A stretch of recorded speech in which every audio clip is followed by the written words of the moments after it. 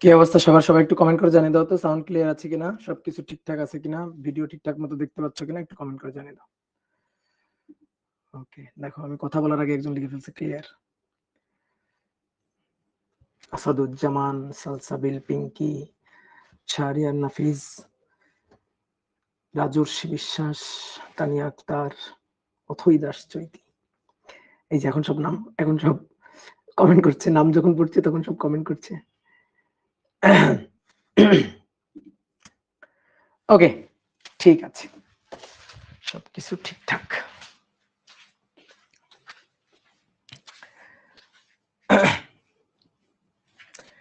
Okay dear student, সবাইকে শুভেচ্ছা জানাচ্ছি আজকের ক্লাসে। আশা করি সবাই ভালো আছো, সবাই সুস্থ আছো। আজকে আমাদের পর্যাবৃত্ত গতির শেষ ক্লাস। তো আজকে আমরা পর্যাবৃত্ত গতি অধ্যায়ের কিছু অ্যাডভান্স ম্যাথ প্রবলেম সলভ করব, যেগুলো আসলে আমি প্রথমবারই বলে নিছি যে বোর্ড পরীক্ষার জন্য হয়তো এতটা গুরুত্বপূর্ণ না, বাট তোমার কনসেপ্ট খুব সুন্দরভাবে ক্লিয়ার হবে এবং বিশেষ করে ইঞ্জিনিয়ারিং অ্যাডমিশনে তুমি বেশ ভালো অ্যাডভান্স টেস্ট পাবা। তো আমরা সেই টাইপের কিছু প্রবলেম আমরা সলভ করব। তো চলো আমরা শুরু করি, তাই তো? ওকে, তো দেখো প্রথমে একটা প্রবলেম লেখা আছে। এটা একটা সরল দোলকের কোশ্চেন। বলা হচ্ছে একটি সরল দোলকের কার্যকর দৈর্ঘ্য হচ্ছে 85 সেন্টিমিটার, 3 ডিগ্রি কৌণিক বিস্তার। তো 3 ডিগ্রি কৌণিক বিস্তার বা কৌণিক সরণ যদি হয়, তার মানে এটা সরল দোলকের ক্ষেত্রে অবশ্যই সরল ছন্দিত স্পন্দন তৈরি করবে। সকল সরল দোলক কিন্তু সরল ছন্দিত স্পন্দন হয় না। যে সরল দোলকের কৌণিক বিস্তার অনেক বেশি, ধরো 30 ডিগ্রি, 60 ডিগ্রি, 20 ডিগ্রি, 40 ডিগ্রি, এরকম যদি কৌণিক বিস্তারে দুলতে থাকে, তাহলে সেটাকে কিন্তু সরল ছন্দিত স্পন্দন গতি বলা যায় না। সরল ছন্দিত স্পন্দন গতি বলার জন্য শর্তটাই হইতে হবে যে সরল দোলকের কৌণিক বিস্তার হইতে হবে 4 ডিগ্রির কম বা সমান। তো এখানে কৌণিক বিস্তার 3 ডিগ্রি আছে, তার মানে এটা এসএইচএম হবে। এবার বলা হচ্ছে 3 ডিগ্রি কৌণিক সরণ অবস্থানে নিয়ে ছেড়ে দিলে এসএইচএম তৈরি হয়, কম্পাঙ্ক বিস্তার ও সর্বোচ্চ বেগ কত নির্ণয় করো। তাহলে একটা সরল দোলক, এই সরল দোলকটাকে খুবই কম কৌণিক বিস্তার এবং সেটা হচ্ছে 3 ডিগ্রি। 3 ডিগ্রি কৌণিক বিস্তার, এই যে থিটা, এটা 3 ডিগ্রি কৌণিক বিস্তারে নিয়ে গিয়ে ছেড়ে দেওয়া হয়েছে। 3 ডিগ্রি কৌণিক বিস্তারে নিয়ে গিয়ে ছেড়ে দেওয়া হয়েছে। তাহলে নিয়ে গিয়ে ছেড়ে দিলে এসএইচএম তৈরি হয়, তখন কম্পাঙ্ক বিস্তার এবং সর্বোচ্চ বেগটা বের করতে বলছে। আচ্ছা, সরল দোলকের ক্ষেত্রে তুমি 3 ডিগ্রি কৌণিক বিস্তার নিয়ে ছাড়ো, আর 2 ডিগ্রিতে ছাড়ো, আর 2.5 ডিগ্রিতে নিয়ে গিয়ে ছাড়ো, তার উপর কিন্তু এর পর্যায়কালটা ডিপেন্ড করে না। ঠিক আছে?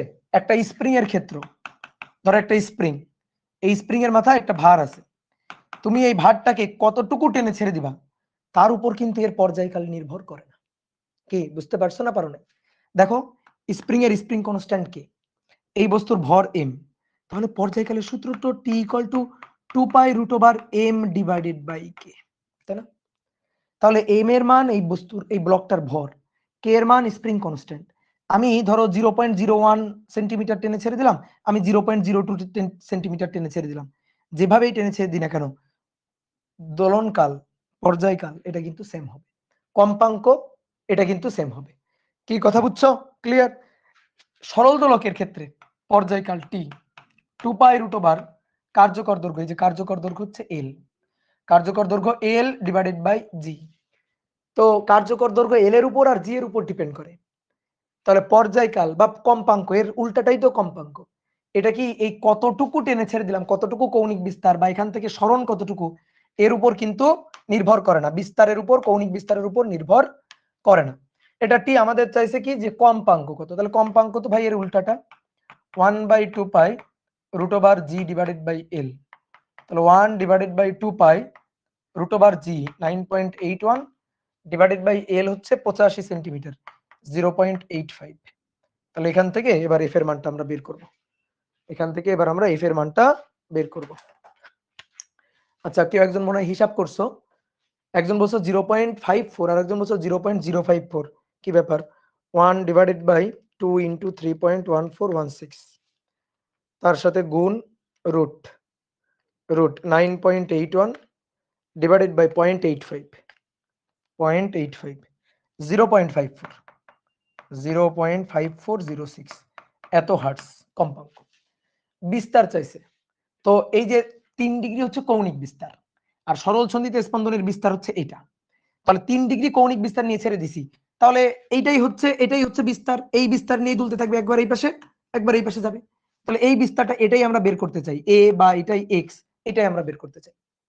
তো কিভাবে বের করবা দেখো তো, এই যে কোণ জানো, এটা কোণ জানো, তারপরে তুমি হচ্ছে এর মানটা বা এক্স এর মানটা বের করতে চাও, এল এর মানটা জানো, তাহলে ওই যে থেটা এবং এটাই তো বৃত্তচাপের দৈর্ঘ্য, এইটুকুই তো আমাদের বৃত্তচাপ এস না, এটাই তো আমাদের এস। তাহলে S equal to R theta, তাহলে এস এর জায়গায় এ ইকুয়াল টু আর এর জায়গায় এল থেটা। তাহলে অতএব theta equal to X divided by L, X divided by L, অথবা এ ডিভাইডেড বাই এল। আমাদের কি লাগবে, আমাদের লাগবে বিস্তার, তাই তো। তাহলে অতএব এ ইকুয়াল টু একবারে বের করি, এল এর মান দেওয়া আছে 85 সেন্টিমিটার, তাহলে 0.85 ডিভাইডেড বাই কোণের মান কত, 3 ডিগ্রি। ভালো করে বুঝিও 3 ডিগ্রি। কিন্তু আমরা যখন হিসাব নিকাশ করি তখন এই যে থেটাটা, এই থেটার পরিচয় কি, এই থেটাটা কোন এককে নিতে হয় বলো তো, এই থেটাটা কি ডিগ্রি এককে নিতে হয় না, রেডিয়ান এককে নিতে হয়। তাহলে আমরা 3 ডিগ্রিকে রেডিয়ান করব, পাই বাই 180 দিয়ে গুণ দিলে রেডিয়ান হয়ে যাবে, পাই বাই 180 দিয়ে গুণ দিলে রেডিয়ান হয়ে যাবে। তাহলে 0.85 গুণ 3 গুণ 3.1416, একে এবার ভাগ দিব 180 দিয়ে, তাহলে এটা হচ্ছে 0.04450 এত 506 এত মিটার, আর সেন্টিমিটার করলে একে গুণ দাও 100 দিয়ে, তাহলে 4.4506 এত সেন্টিমিটার। শেষ। আর কি লাগবে, সর্বোচ্চ বেগ, সর্বোচ্চ বেগ, সর্বোচ্চ বেগ ভিম্যাক্স। তো সরল সন্ধিত স্পন্দনের সর্বোচ্চ বেগ V max omega A, omega equal to 2 pi T, 2 pi divided by T, অথবা টি তো তুমি বের করো নাই, এফ যেহেতু বের করছো তাহলে omega equal to 2 pi F. যদি টি বের করতাম তাহলে 2 পাই বাই টি বসাতাম, কিন্তু এফ বের করছি তাহলে 2 পাই এফ বসাই, 2 পাই এফ ইনটু এ। একটা জিনিস জানো, যে কোনো সরল সন্ধিত স্পন্দনের জন্য ওই যে সুরঙ্গ পথে বস্তুর গতি, স্প্রিং এর গতি বা সরল দোলকের গতি, ভাই যেটাই চিন্তা করো না কেন, সরল ছন্দিত স্পন্দনের ক্ষেত্রে তুমি যদি এফ এবং টি যে কোনো একটা বের করে নাও না, তুমি সবই পাবা। কারণ টি পাইলে বা এফ পাইলে তুমি ওমেগা পাচ্ছ। এবার সর্বোচ্চ বেগ বলো বা বেগ বলো, কোন একটা পয়েন্টের বেগ বলো, যাই বের করো না কেন দেখবা সব জায়গায় ওমেগাটা লাগবে, তাই না। ওমেগা এ, তারপরে ওমেগা মানে ত্বরণের সূত্র যদি লিখি তাহলে A equal to omega square X, ঠিক আছে। তারপরে বেগের যদি সূত্র লিখি V equal to omega root over A square minus X square, যাই তুমি হিসাব নিকাশ করো না কেন ওমেগাটা দরকার। তাহলে ওমেগাটা পাইতে গেলে তোমার টি অথবা এফ লাগবে, এই কারণে যে কোনো এসএইচএম এর তুমি এফ আর টি বের করে ফেলবা, দেখবে এসএইচএম এর সবকিছু হিসাব নিকাশ হয়ে গেছে, ঠিক আছে। তাহলে এখান থেকে এবার মান বসাও, তাহলে 2 পাই এফ এর মান 0.5406 ইনটু এ এর মান 0.044506 এত, তাহলে এখান থেকে ভি ম্যাক্স এত মিটার পার সেকেন্ড। ওকে, তাহলে চলো এবার সামনে যাই। বলা হচ্ছে 1.8 সেকেন্ড ও 2 সেকেন্ড পর্যায়কালের দুটি দোলক একই সাথে দুলতে দেওয়া হলো, একই সাথে দোলন শুরু করলো। কতক্ষণ পর দ্রুততর দোলকটি অপরটি অপেক্ষা একটি পূর্ণ দোলন বেশি দিবে। ম্যাথটা পড়ে আগে ফিল করো কি বলছে, আগে ভালো করে কোশ্চেনটা অ্যানালাইসিস করো, তাহলে সলভ করা কোনো ব্যাপার হবে না। দুটো সরল দোলক, একটার দোলনকাল 1.8 সেকেন্ড আর একটার 2 সেকেন্ড। এবার তুমি আমাকে বলো কোনটা দ্রুত আর কোনটা ধীরে, বলো কোনটা দ্রুত কোনটা ধীরে। যার দোলনকাল কম সে দ্রুত চলতেছে, যার দোলনকাল বেশি সে ধীরে চলতেছে। দোলনকাল কম মানে দ্রুত, দ্রুত, আর দোলনকাল বেশি মানে ধীরে ধীরে ধীরে ধীরে, তাই না। তোমাকে আমি বললাম কোনো একটা জায়গায় যাও, তুমি দ্রুত চলে গেলা তাহলে সময় কম লাগবে না, আর তুমি ধীরে গেলা তাহলে সময় বেশি লাগবে, বোঝা গেছে। তাহলে 1.8 সেকেন্ড এটা দ্রুত আর 2 সেকেন্ড এটা ধীরে। কতক্ষণ পর দ্রুততর দোলকটি অপরটি অপেক্ষা একটি পূর্ণ দোলন বেশি দিবে, একটি পূর্ণ দোলন বেশি দিবে। যেটা দ্রুত, যেটা দ্রুত সেটা তো দ্রুত অসিলেট করতেছে, যেটা ধীরে সেটা একটু ধীরে অসিলেট করতেছে। তাহলে কিছু সময় বাদে দেখা যাবে কি দ্রুত যেটা সেটা ধীরেরটার চেয়ে কয়েকটা দোলন বেশি করে ফেলছে। তো আমাদের ওটাই কোশ্চেন করছে যে কতক্ষণ পর দ্রুততর দোলকটি অপরটি অপেক্ষা একটি পূর্ণ দোলন বেশি দিবে। বুঝতে পারছো, যে দ্রুত চলতেছে সে তো বেশি দোলন দিয়ে ফেলবে, আর যে ধীরে আছে সে তো একটু কম দোলন দিয়ে ফেলবে একটা নির্দিষ্ট টাইম কাউন্ট করলে। তো আমাদের ওটাই জিজ্ঞেস করছে যে কতক্ষণ পর দ্রুত যেটা চলতেছে সেটা ধীরেরটার চেয়ে একটা দোলন বেশি দিবে। ওকে, তাহলে আমরা ধরি যে ধরি টি সময় পর, তাহলে টি সময় পর দ্রুত দোলকটি ধীরে দোলকটি অপেক্ষা ধীরে দোলকটি অপেক্ষা ধীরে দোলকটি অপেক্ষা একটি পূর্ণ দোলন বেশি দিবে একটি পূর্ণ দোলন বেশি দেবে কতক্ষণ পর ধরি টি সময় পর তাহলে একটা জিনিস চিন্তা করো তাহলে দ্রুত কোনটা 1.8 তাহলে টি সময় পর এই যে টি সময় বাদে 1.8 সেকেন্ডের দোলন সংখ্যা আর 2 সেকেন্ড এর মানে 2 সেকেন্ড পর্যায়কাল যেটা তার দোলন সংখ্যা বলো এদের মধ্যে সম্পর্কটা কি হবে টি সময় বাদে টি সময় পর 1.8 সেকেন্ড যে দোলকটা যার দোলনকাল 1.8 সেকেন্ড তার দোলন সংখ্যা আর টি সময় বাদে 2 সেকেন্ড যার দোলনকাল তার দোলন সংখ্যা এই যে দোলন সংখ্যা বিয়োগ সমান সমান কত হবে 1 এই লাইনটা বুঝছো কিনা সবাই বলো এই লাইনটা বুঝছো কিনা 1.8 সেকেন্ডের দোলন সংখ্যা আর 2 সেকেন্ডের দোলন সংখ্যা এদের বিয়োগফল হবে 1 তাহলে এটার তুলনায় একটা দোলন টি সময় পর বেশি দিবে এটা হয়ে গেল এইবার তাহলে আসো তো দেখি তো টি সময় বাদে 1.8 সেকেন্ড এটা কয়টা দোলন দেয় আচ্ছা 1.8 সেকেন্ডে কয়টা দোলন দেয় একটা দোলনকাল 1.8 সেকেন্ড তাহলে 1.8 সেকেন্ডে দোলন দেয় একটি অতএব 1 সেকেন্ডে দোলন দেয় 1/1.8 তাহলে অতএব টি সময় বাদে তাহলে ভাই টি সেকেন্ড এ দোলন দেয় তাহলে কি হবে টি গুণ তাহলে টি ডিভাইডেড বাই 1/1.8 গুণ টি তাহলে টি ইনটু টি ডিভাইডেড বাই 1.8 এত টি বুঝলা তাহলে এখানে যেটা হবে সেটা হবে টি ডিভাইডেড বাই 1.8 তাহলে সেম একই ভাবে বলো এটা কি হবে T divided by 2 equal to 1 math শেষ এবার টি বের করে ফেলবা 1/1.8 মাইনাস 1/2 ইকুয়াল টু 1 তাহলে দেখি কয় সেকেন্ড বাদে তাহলে 1/1.8 দেখো কত সহজ মাইনাস 0.5 এটা গিয়ে ওই পাশে গিয়ে ইনভার্স হলো তাহলে 18 সেকেন্ড এটাই হচ্ছে অ্যান্সার 18 সেকেন্ড বুঝছো ভাইয়া আবার বলেন বুঝিনি এই লাইনটা তো বুঝছো এইটুকু তো বুঝছো না তাহলে কি দাঁড়াচ্ছে 1.8 সেকেন্ডের যে দোলকটা তার দোলন সংখ্যা কত সময় টি সময় বাদে ঐকিক নিয়মটা করছি ভাই 1.8 সেকেন্ড হচ্ছে দোলনকাল 1.8 সেকেন্ডে দোলন সংখ্যা একটা 1 সেকেন্ডে দোলন সংখ্যা 1/1.8 টা তাহলে অতএব টি সেকেন্ডে টি সময়ে তাহলে টি সময়ে দোলন সংখ্যা ঐকিক নিয়ম টি গুণ তাহলে টি বাই 1.8 তাহলে সেম একই ভাবে টি সেকেন্ডে টি সময়ে এই যে 2 সেকেন্ড যার দোলনকাল ছিল সেই 2 সেকেন্ড যার দোলনকাল তার দোলন সংখ্যা হবে টি বাই 2 তাহলে এটা মাইনাস এটা ইকুয়াল টু হবে 1 দেন টি বের করতে হবে বোঝা গেছে ক্লিয়ার ওকে এইবার তুমি আমাকে এখান থেকে আরেকটু এডিশনাল দুইটা কোশ্চেনের অ্যানসার দিবা এই সময়ে দ্রুত দোলকটি কয়টা দোলন দিবে এই সময়ে ধীরে দোলকটি কয়টা দোলন দিবে ঠিক আছে ধরো একটা এডিশনাল কোশ্চেন যে এই সময়ে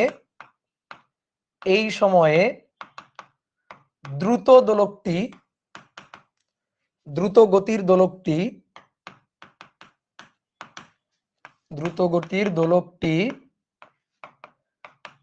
কয়টি পূর্ণ দোলন দিবে আবার এই সময়ে ধীরে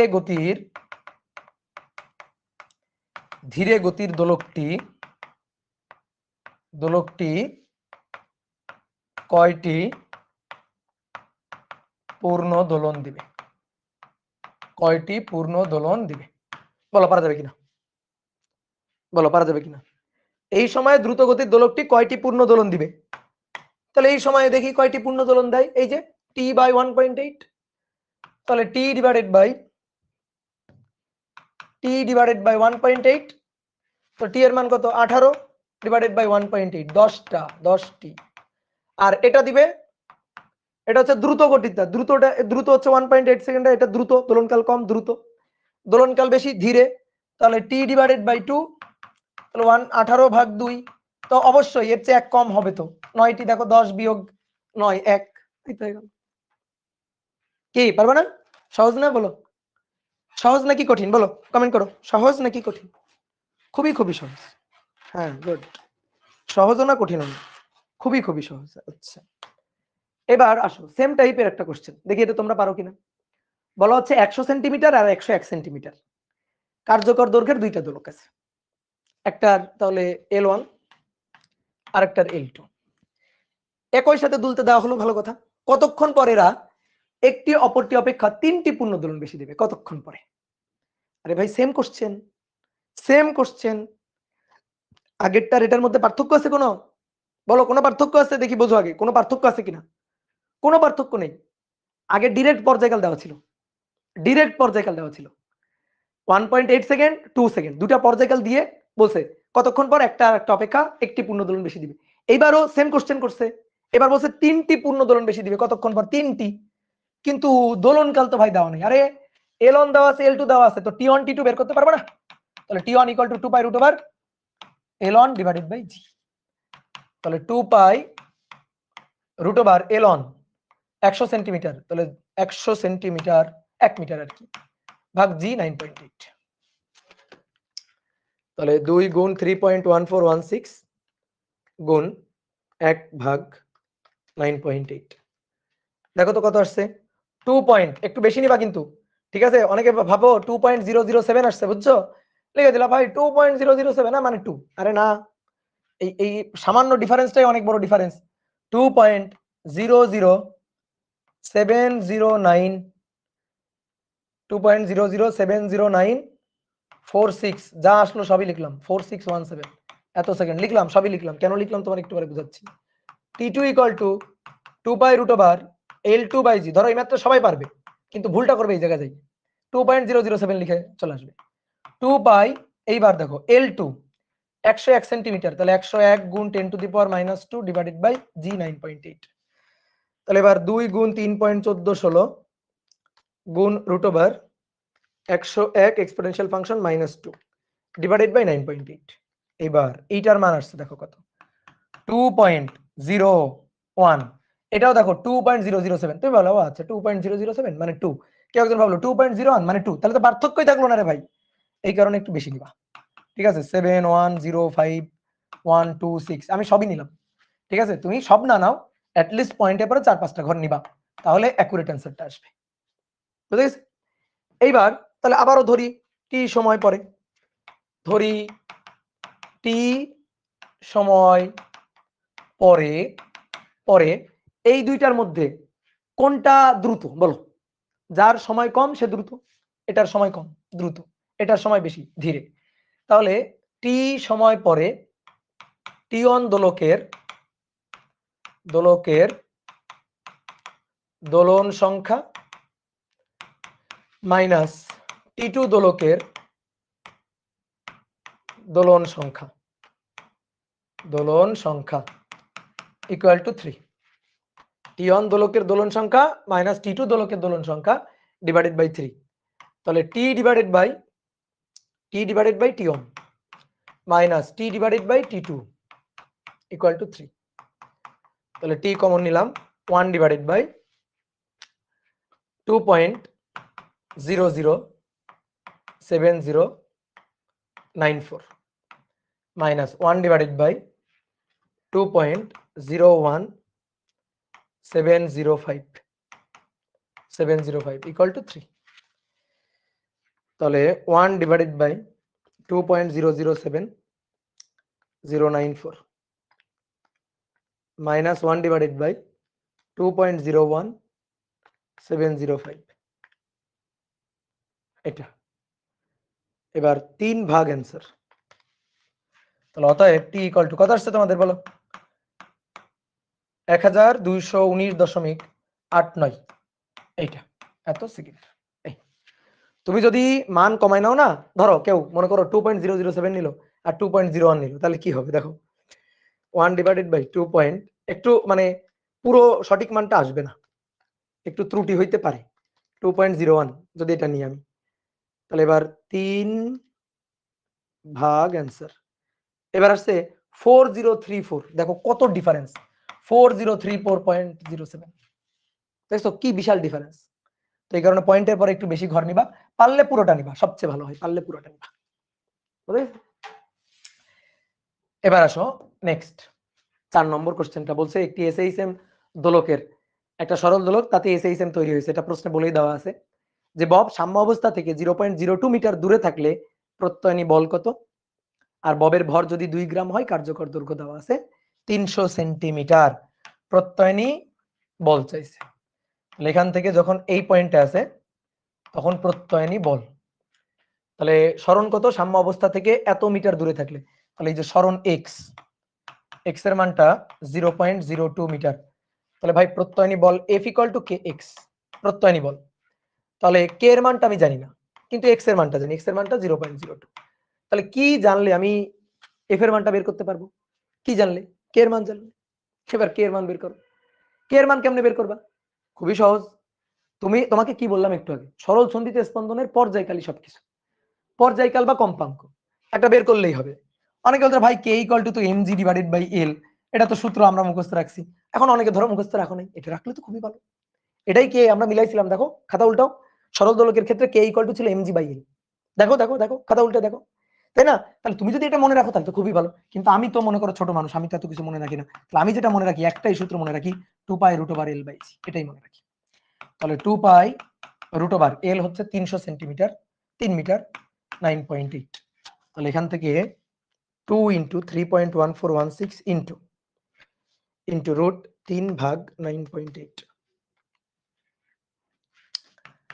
3.4763 এত সেকেন্ড, এটা হচ্ছে পর্যায়কাল টি। এবার আমার তো লাগবে কে, তো টি জানছো না, এবার ওমেগা বের করো, omega, omega equal to 2 pi by T, omega equal to 2 pi by T, তাহলে 2 পাই 3.4763 অর্থাৎ 2 গুণ 3.1416 ভাগ অ্যান্সার, তাহলে এটা হচ্ছে 1.80739 এত রেট পার সেকেন্ড। এবার আমার লাগবে কে, তাহলে ওমেগা স্কয়ার ইকুয়াল টু ছিল কে বাই এম, তাহলে K equal to M omega square, M omega square. M এর মান কত? 2 গ্রাম, এম এর মান 2 গ্রাম, তাহলে 2 গুণ 10 টু দি পাওয়ার মাইনাস 3। ওমেগার মান কত? 1.80739, 80739 এর স্কয়ার গুণ 2 এক্সপোনেনশিয়াল ফাংশন মাইনাস 3, তাহলে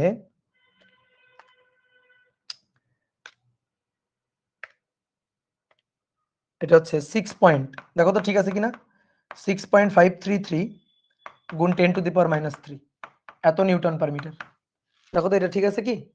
হ্যাঁ, তাহলে এবার মান বসাতো, 6.533 গুণ 10 টু দি পাওয়ার মাইনাস 3, তাহলে এর সাথে গুণ 0.02,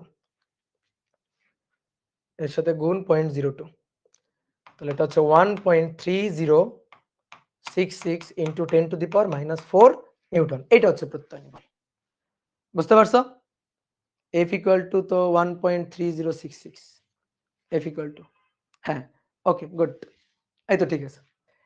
এবার কেউ যদি মনে করো ভাই এভাবে ভালো লাগছে না, তো আমি এভাবে যদি করি, দেখেন ভাই এখান থেকে যখন ববটা এখানে ছিল, এই যে এখানে যখন ছিল তখন প্রত্যয়নী বলে যে নিচের দিকে এমজি, তাহলে প্রত্যয়নী বলে কোনটা ছিল থেটা, তাহলে এমজি এর একটা উপাংশ ছিল, that is MG cos theta, sorry MG sine theta, কারণ কস থেটা গেছিল এইদিকে, ঠিক আছে, কস থেটা সেটা টি কে মোকাবিলা করছিল, তাহলে এই দিক বরাবর ছিল এমজি সাইন থেটা।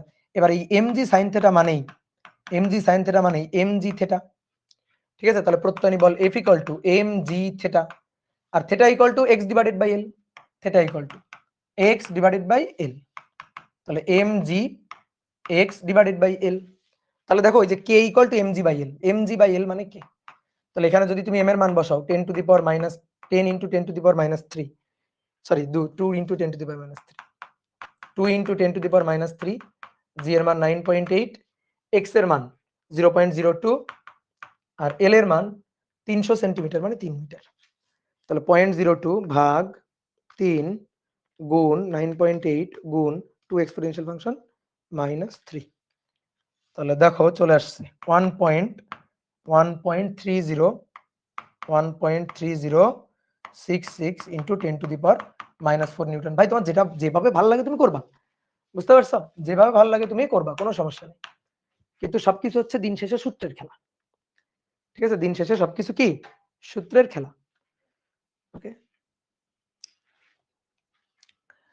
ওকে, এবার নেক্সট আসো।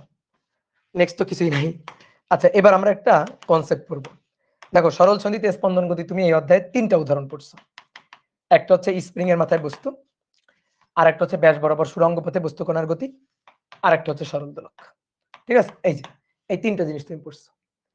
এবার আর একটা উদাহরণ আমরা পড়বো, এটা আমাদের নাই বইতে নাই, বাট দেখো বোর্ড বইতে নাই, বাট মনে করো যে বুয়েটের অ্যাডমিশন টেস্টে আসছিল একবার, এবং আমরা কিন্তু ইঞ্জিনিয়ারিং ব্যাচে এটা করাই। তো যেবার বুয়েটে অ্যাডমিশন টেস্ট আসছিল সেবার কিন্তু ধরো আমাদের পড়ানো টপিকের মধ্যে পড়ছে। তো যাই হোক, যেটা আমি বলতে চাচ্ছি সেটা হচ্ছে, ধরো পানিতে তুমি একটা আংশিক নিমজ্জিত করে কোনো একটা বস্তু ভাসানো আছে। এইবার তুমি এই বস্তুটাকে ধরে একটু চাপ দিয়ে ছেড়ে দিবা, একটু চাপ দিয়ে ছেড়ে দিবা, দেখবা পানির পৃষ্ঠে এই বস্তুটা এইভাবে দুলতে থাকবে, এভাবে তুলতে থাকবে। তার মানে কি এসএইচএম তৈরি করবে। ওটাই আমাদের দেখাইতে হবে যে পানিতে আংশিক নিমজ্জিত অবস্থায়, পানিতে আংশিক নিমজ্জিত অবস্থায় বস্তুতে এসএইচএম, নিমজ্জিত অবস্থায় বস্তুতে সৃষ্ট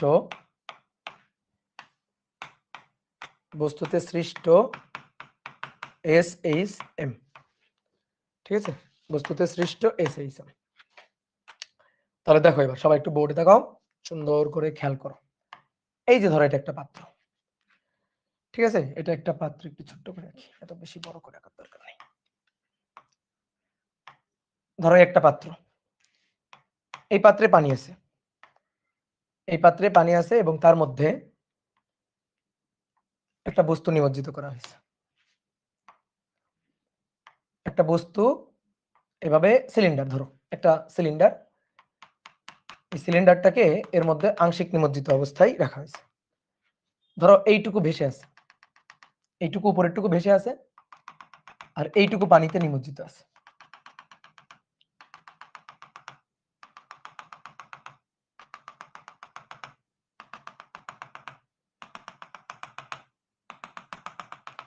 এইটুকু পানিতে নিমজ্জিত অবস্থায় আছে। তাহলে পানিতে নিমজ্জিত এইটুকুর যে দৈর্ঘ্য, পানিতে নিমজ্জিত এইটুকুর যে দৈর্ঘ্য, এই যে এইটুকু পানিতে নিমজ্জিত অবস্থা, এইটুকুর যে দৈর্ঘ্য, এইটুকুর দৈর্ঘ্য হচ্ছে এল, ঠিক আছে? পুরো সিলিন্ডারের যে হাইটটা, এই হাইটটা হচ্ছে এইচ। এই অবস্থায় কিন্তু ভেসে আছে। এখন কি এসএইচএম হয়েছে? উত্তর হচ্ছে না, হয় নাই। এসএইচএম কিন্তু এখনো হয় নাই। এইবার কি হবে? সিলিন্ডারটাকে ধরবো, ধরে একটু নিচের দিকে চাপ দিয়ে ছেড়ে দিব, অথবা একটু উপরের দিকে টান দিয়ে, সামান্য একটু উপরের দিকে টান দিয়ে ছেড়ে দিবা, তখন দেখবা এইভাবে পানি পৃষ্ঠে দুলতে থাকবে। কোন গতিকে যদি তোমাকে বলা হয় এই দেখাও এটা সরল সন্ধিত স্পন্দন গতি, দেখো তুমি তাহলে কি করবা ভাই?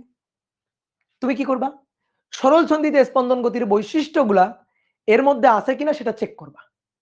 সরল সন্ধিত স্পন্দন গতির বৈশিষ্ট্য দেখো তো, এইভাবে যদি স্পন্দিত হতে থাকে তাহলে সরল রৈখিক গতি বাংলা বৈশিষ্ট্য, পর্যাবৃত্ত গতি, স্পন্দন গতি, 3টা বাংলা বৈশিষ্ট্য আছে। এবার ম্যাথমেটিক্যাল বৈশিষ্ট্যের দিকে আসি। কি করতে হবে? প্রথমে সাম্য অবস্থা খুঁজে বের করতে হবে। তারপর আগে দেখাইতে হবে সাম্য অবস্থায় নিট ফোর্সটা শূন্য হয়। তারপর সাম্য অবস্থা থেকে যখন এভাবে স্পন্দিত হবে গতি বরাবর যে কোনো দিকে যে কোনো অবস্থানে নেওয়ার পরে দেখাইতে হবে সাম্য অবস্থা অভিমুখী বল আছে এবং সেই বলের সমীকরণ F equal to minus K x, এই ফরম্যাটে যাইতে হবে। কে এর সাথে মিলাই ফেলতে হবে, পর্যায়কাল বের করে ফেলতে হবে কে দিয়ে। বুঝলা? প্রত্যেকটা জায়গায় এই কাজটা আমরা করছি। অথবা ত্বরণের সমীকরণ বের করে ফেলবা, A equal to minus omega square x, দেখাবা ত্বরণ সরণের সমানুপাতিক ও বিপরীতমুখী এই ফরম্যাটে নিবা, দেন এর সাথে এ, এক্স এর সাথে এক্স, সমান চিহ্নের সাথে সমান চিহ্ন, মাইনাসের সাথে মিলাবা, মিলানোর পরে যা পাবা সেটা হবে ওমেগা স্কয়ার। ওমেগা স্কয়ার পেয়ে গেলে ওইখান থেকে তুমি পর্যায়কাল টি পেয়ে যাবা। আমার কথা বুঝছো? তাহলে আসো আগে সাম্য অবস্থা খুঁজে বের করি। সাম্য অবস্থা পেয়ে গেছি, এই যে এখন এই অবস্থায় স্থির অবস্থায় আছে, তাহলে যখন স্পন্দিত হতে থাকবে, এভাবে স্পন্দিত হতে থাকবে, তাহলে এই রেখাটার একবার উপরে একবার নিচে, একবার উপরে একবার নিচে, তাই না? তাহলে সাম্য অবস্থা তো এটাই, এটাই তো সাম্য অবস্থা। এই যে এইটা হচ্ছে আমাদের সাম্য অবস্থা, এটা আমাদের সাম্য অবস্থা, সাম্য, ঠিক আছে, সাম্য অবস্থা। এবার সাম্য অবস্থায় দেখো নিট ফোর্স শূন্য। বলো কোন বস্তু কেন ভেসে থাকে, বলো দেখি, কোন বস্তু কেন ভেসে থাকে? কোন বস্তু আর্কিমিডিসের সূত্র পড়ছো না? কিসের কারণে ভাসে? প্লাবতার কারণে। কোন বস্তু যখন ভাসবে তখন, বা কোন বস্তুর উপর যে প্লবতা বলটা কাজ করবে, ভাসি বাদ দাও, কোন বস্তুর উপর যে প্লবতা বলটা কাজ করবে সেটা কতটুকু? প্লবতা বল সবসময় কোন দিকে কাজ করে? উপরের দিকে, ভাষায় রাখতে চায়। তাহলে এই যে বস্তুটা, এই বস্তুর উপরে কয়টা বল আছে? একটা হচ্ছে তার ওজন বল আছে, এই বস্তুটা একটা ওজন আছে না, ওজন কাজ করতেছে নিচের দিকে, এমজি বলটা কাজ করতেছে নিচের দিকে। এই বস্তুর উপর আরো একটা বল আছে, এই বস্তুর উপর আরো একটা বল আছে। ওজন কোন বিন্দু দিয়ে ক্রিয়া করে? ধরো মধ্যবিন্দু দিয়ে ক্রিয়া করে। তাহলে এখানে ওজন এমজি এবং এর উপর আরেকটা বল আছে, সেটা উপরের দিকে, সেটা হচ্ছে প্লবতা। উপরের দিকে যে বলটা, সেই বলটা হচ্ছে প্লবতা বল। এই যে এটা প্লবতা ইউ। এবার বলো এই অবস্থায় তো ভেসে আছে, তাহলে প্লবতা বড় না এমজি বড়? বলো প্লবতা বড় না এমজি বড়? বলো দেখি। সেম, ভেসে আছে না? ঠিক আছে, এই অবস্থায় প্লবতা এবং এমজি পরস্পর সমান, এই ছাড়া দেখো এর উপরে কোনো বল নেই, তাহলে সাম্য অবস্থায় নিট ফোর্স শূন্য, তার মানে ইউ ইকুয়াল টু এমজি। এবার এই প্লবতা বলের মানটা আমাদের বের করতে হবে। তো আসো দেখি তোমাকে একটু প্লবতা বলের মানটা বের করা শিখাই। প্লবতা, আমি আগে বাংলায় লিখি। প্লবতা বল ইউ, এটা হচ্ছে বস্তু কর্তৃক অপসারিত তরলের ওজন। বস্তু কর্তৃক অপসারিত তরলের ওজন, এইটা কি সবাই একমত? এটা তো সবাই জানো নাকি? বলো প্লবতা বল কাকে বলে? বস্তু কর্তৃক অপসারিত তরলের ওজন, এসএসসি তে পড়ছো, 9 10 এ পড়ছো, হ্যাঁ। তাহলে এই বস্তু কর্তৃক কতটুকু পানি অপসারণ হচ্ছে তার ওজন, বুঝলা? বস্তু কতটুকু পানি অপসারণ করছে তার ওজন। বস্তু যতটুকু পানি অপসারণ করছে তার ভর ধরো এম প্রাইম, বস্তু কতটুকু পানি অপসারণ করছে তার ভর এম প্রাইম, ওজন বানাইতে গেলে জি গুণ দিতে হয়, ঠিক আছে? তাহলে এম প্রাইমের পরিচয় বস্তু কর্তৃক অপসারিত তরলের ভর, ঠিক আছে? বস্তু কর্তৃক অপসারিত তরলের ভর, তার সাথে ওজন বানানোর জন্য জি গুণ দিব। তাহলে এবার তোমার আবার জিজ্ঞেস করি এম প্রাইম কি, বলো বলো এম প্রাইম কি? ঠিক আছে, মানে একবার বুঝাবো, বুঝানোর পরে যদি বলো বুঝি নাই তাহলে কিন্তু মাইর হবে। বলো এম প্রাইম। এম প্রাইম হচ্ছে বস্তুর ওজন, বস্তুর ভর। এম প্রাইম বস্তুর ভর? নো, বস্তু কর্তৃক অপসারিত তরলের ভর। এবার এম ইকুয়াল টু আমরা কি জানি? এম ইকুয়াল টু আমরা জানি রো ভি, মানে ঘনত্ব গুণ আয়তন। বস্তুর যে ঘনত্ব সেটা হচ্ছে সিগমা, এটা হচ্ছে বস্তুর ঘনত্ব। এই বস্তুর ঘনত্বকে আমরা বললাম সিগমা, সিগমা। আর তরলের ঘনত্ব এটাকে আমরা বললাম রো। বস্তুর ঘনত্ব সিগমা আর তরলের ঘনত্ব হচ্ছে রো। তাহলে এম প্রাইম এটা ইকুয়াল টু, বলো তো দেখি কাদের কেমন বুদ্ধি। এম প্রাইম ভর, M equal to rho V, তাহলে এটা সিগমা ইন্টু ভি নাকি রো ইন্টু ভি? দেখি বলো তো, বলো সিগমা ইন্টু ভি না রো ইন্টু ভি? সিগমা যদি দিই তাহলে তো বস্তুর ঘনত্ব, আরে ভাই বস্তুর ওজন না তো, তরলের ওজন, তরলের ভর, বস্তু কর্তৃক অপসারিত তরলের ভর লাগবে। তাহলে এটা সিগমা ভি হবে না, হবে কি রো ভি, তরলেরটা। তাহলে রো ইন্টু ভি, বুঝছো? এই ভিটা কি? এই ভিটা কোনটুকু, কোন ভি? পুরো সিলিন্ডারের ভি, পুরো সিলিন্ডারের আয়তন ভি? নো, পুরো সিলিন্ডারের আয়তন ভি না। এটা হচ্ছে, আমি উপরে কি লিখছি, বস্তু কর্তৃক অপসারিত তরলের ওজন। তাহলে এই ভি প্রাইম যেটা, সেটা হবে তরলের আয়তন, এটা হবে তরলের আয়তন। এবার তরলের আয়তন কোনটুকু? বস্তু কর্তৃক অপসারিত,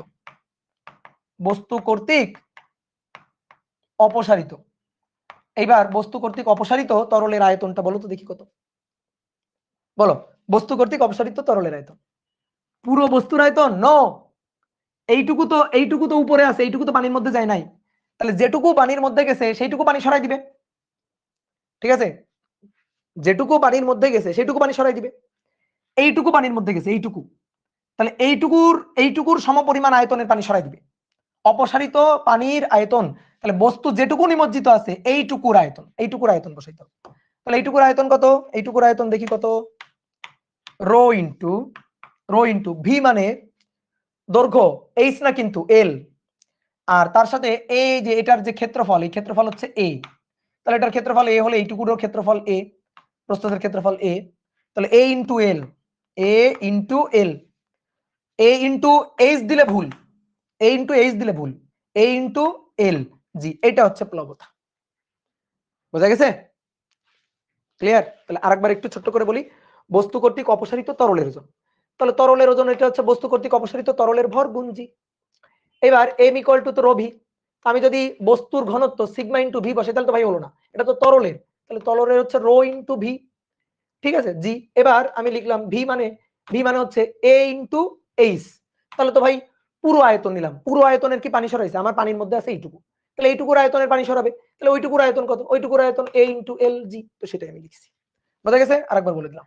এইবার আসো এই পয়েন্ট, এটা তো সাম্য অবস্থায়, তাহলে সাম্য অবস্থায় নিট ফোর্স হবে শূন্য, সাম্য অবস্থায় নিট ফোর্স শূন্য। তাহলে এবার আসো, তাহলে এই অবস্থায় ইউ প্লবতা বল ইউ এবং এমজি পরস্পর সমান, তাহলে সাম্য অবস্থায়, এই যে সাম্য অবস্থায়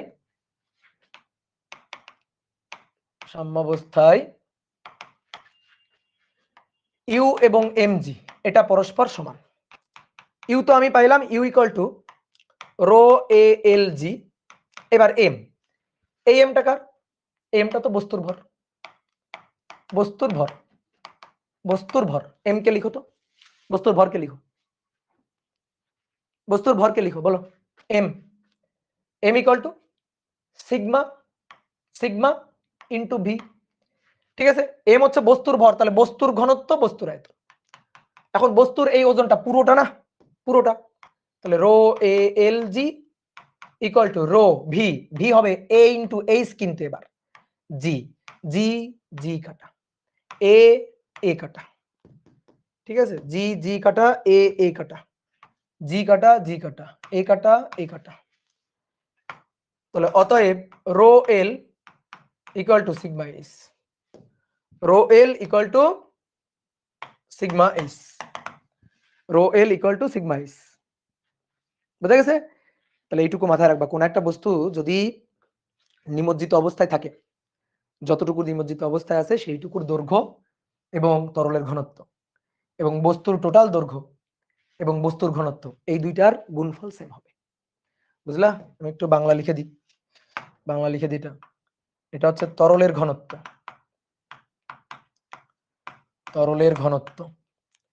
আর এটা বস্তুর ঘনত্ব।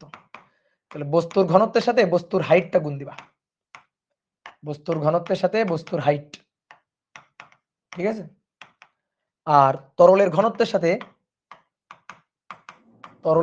সাথে নিমজ্জিত অংশের উচ্চতা, যতটুকু পানিতে নিমজ্জিত, দেখো এল এর পরিচয়টা হচ্ছে নিমজ্জিত অংশের উচ্চতা, নিমজ্জিত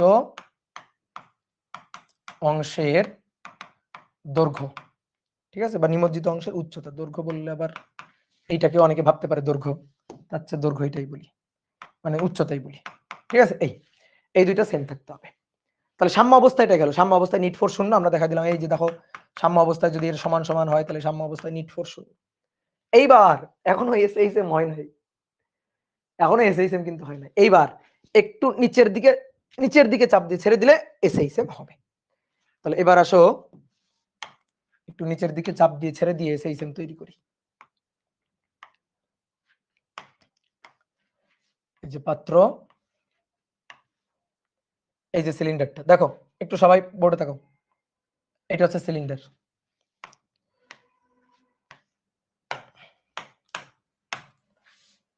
এটা হচ্ছে পানির পৃষ্ঠ ছিল,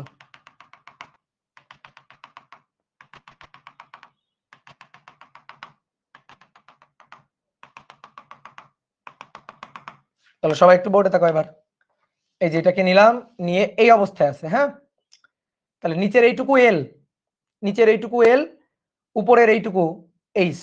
ঠিক আছে, ধরো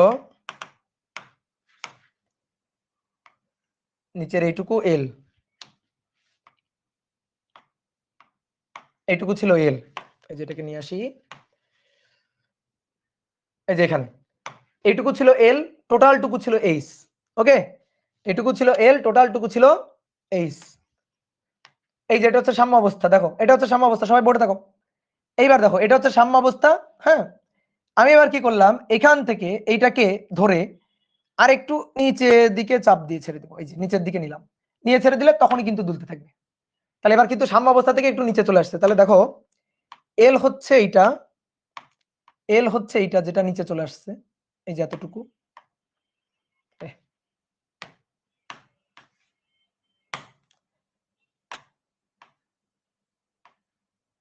এই যে এল নিচে চলে আসছে, এল হচ্ছে এইটুকু। তাহলে সাম্য অবস্থা থেকে, এইটা তো সাম্য অবস্থা ছিল আমাদের, এইটা ছিল আমাদের সাম্য অবস্থা। তাহলে সাম্য অবস্থা থেকে এই যে সিলিন্ডারটা, তার এতটুকু সরণ ঘটে গেছে রে ভাই। এই যে দেখো সাম্য অবস্থান থেকে সরণ এক্স, বোঝা গেছে? এক্স, দেখছো? এইবার ওজন, এই বস্তুর উপর ওজন, ওজন আছে এমজি নিচের দিকে, এমজি, ওজন আছে এমজি। ঠিক আছে, উপরের দিকে প্লবতা বল আছে। এবার ভাই প্লবতা বলটা বেড়ে গেছে রে ভাই, প্লবতা বলটা এবার বড় হয়ে গেছে। বুঝাও আমারে কেন প্লবতা বড় হয়ে গেছে, বুঝাও প্লবতা এবার কেন বড় হয়ে গেছে। এবার ইউ গ্রেটার দেন এমজি হয়ে গেছে। ঠিক আছে, কেন? কারণ এইবার আসো এখানে আসি। এখানে দেখো আগে কি ছিল, rho A L G sigma, rho A L G sigma A H G, এটা ছিল। এবার এল এর সাথে এল প্লাস এক্স অ্যাড হয়েছে, তাহলে এই পাশটা ভারী হয়ে গেল না, দাঁড়ি পাল্লা এই পাশে ভারী হয়ে গেল, এল প্লাস এক্স হলো, এল প্লাস এক্স। তাহলে প্লবতা বলটা এবার ইউ ইকুয়াল টু, প্লবতা বল ইউ, এই ইউ ইকুয়াল টু হবে এম প্রাইম ইন্টু জি, অপসারিত তরলের ওজন। তাহলে এটা rho into V prime G. এবার ভি প্রাইম হবে A into L plus X into G. Okay, আর এম জি ওজন W, W equal to M G. এবার এম ইকুয়াল টু হবে সিগমা ইন্টু ভিজি। তাহলে সিগমা ভি হচ্ছে A H, total হাইটটা H, total হাইটটা H. তাহলে ভি হচ্ছে এ এইচ জি। তাহলে বোঝা যাচ্ছে এইটা এটার চেয়ে বেশি এবার। ঠিক আছে, ঠিক আছে। এবার তাহলে সাম্যাবস্থা অভিমুখী বল, এটা বড় এটা ছোট। তাহলে লব্ধি বল কোন দিকে? লব্ধি বল উপরের দিকে না, এই যে সাম্য অবস্থার দিকে। তাহলে এটাই হচ্ছে net force, F net, net বল, সাম্য অবস্থা অভিমুখী নিট বল। তাহলে সেই সাম্য অবস্থা অভিমুখী নিট বল, সাম্য অবস্থা অভিমুখী নিট বল ইউ মাইনাস এমজি বা ইউ মাইনাস ডাব্লিউ। তাহলে ইউ ইকুয়াল টু এটা rho A L plus X into G minus W হচ্ছে sigma A H into G. এবার rho A L G, rho A X G sigma A H G. এবার এটা এবং এটা কাটাকাটি, কেমনে কাটাকাটি? এই যে দেখো এখানে rho A L G sigma A H G সমান rho A L G sigma A H G, এরা পরস্পর সমান ছিল। তাহলে সমান থাকার কারণে rho A L G sigma A H G কাটাকাটি।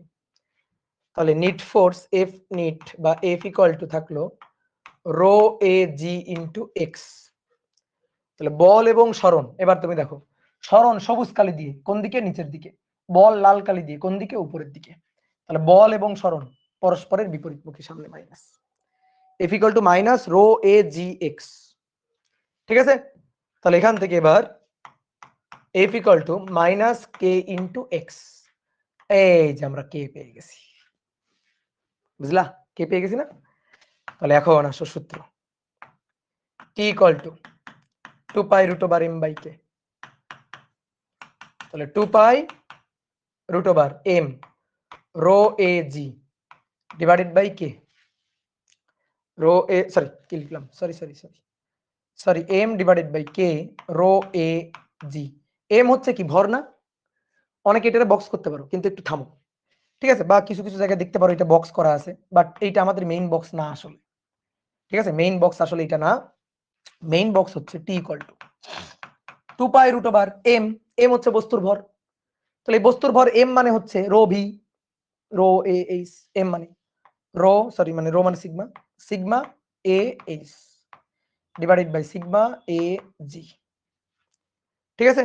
M equal to sorry rho A G, তাহলে এ এ কাটাকাটি, তাহলে T equal to 2 pi root over sigma H rho G, T equal to 2 pi root over sigma H rho G, একটা সূত্র, ঠিক আছে? তাহলে উপরে হবে বস্তুর ঘনত্ব, বস্তুর উচ্চতা, আর নিচে হবে রো ইন্টু জি। বস্তুর ঘনত্ব, বস্তুর উচ্চতা, নিচে হবে রো, তরলের ঘনত্ব ইন্টু জি, এটা হবে। এবার টি ইকুয়াল টু দেখো 2 পাই রুট ওভার, শেষ হয়নি, rho H divided by sigma H divided by rho G. এইবার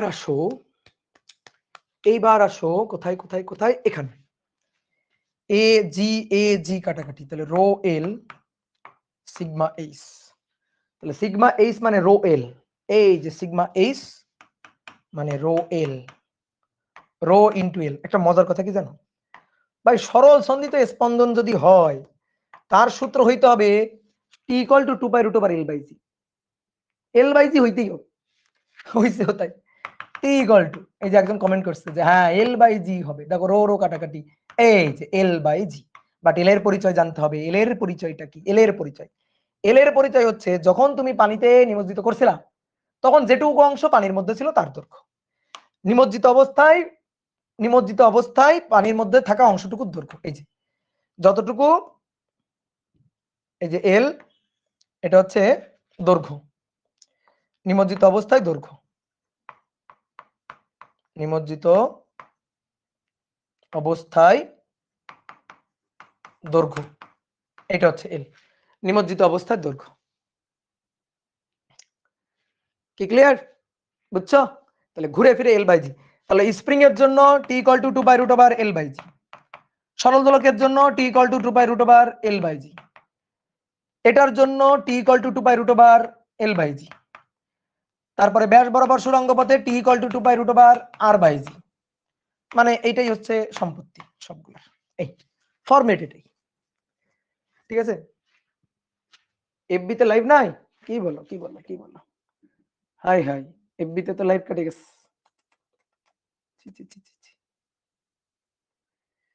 এফবি তে লাইভ কেটে গেল।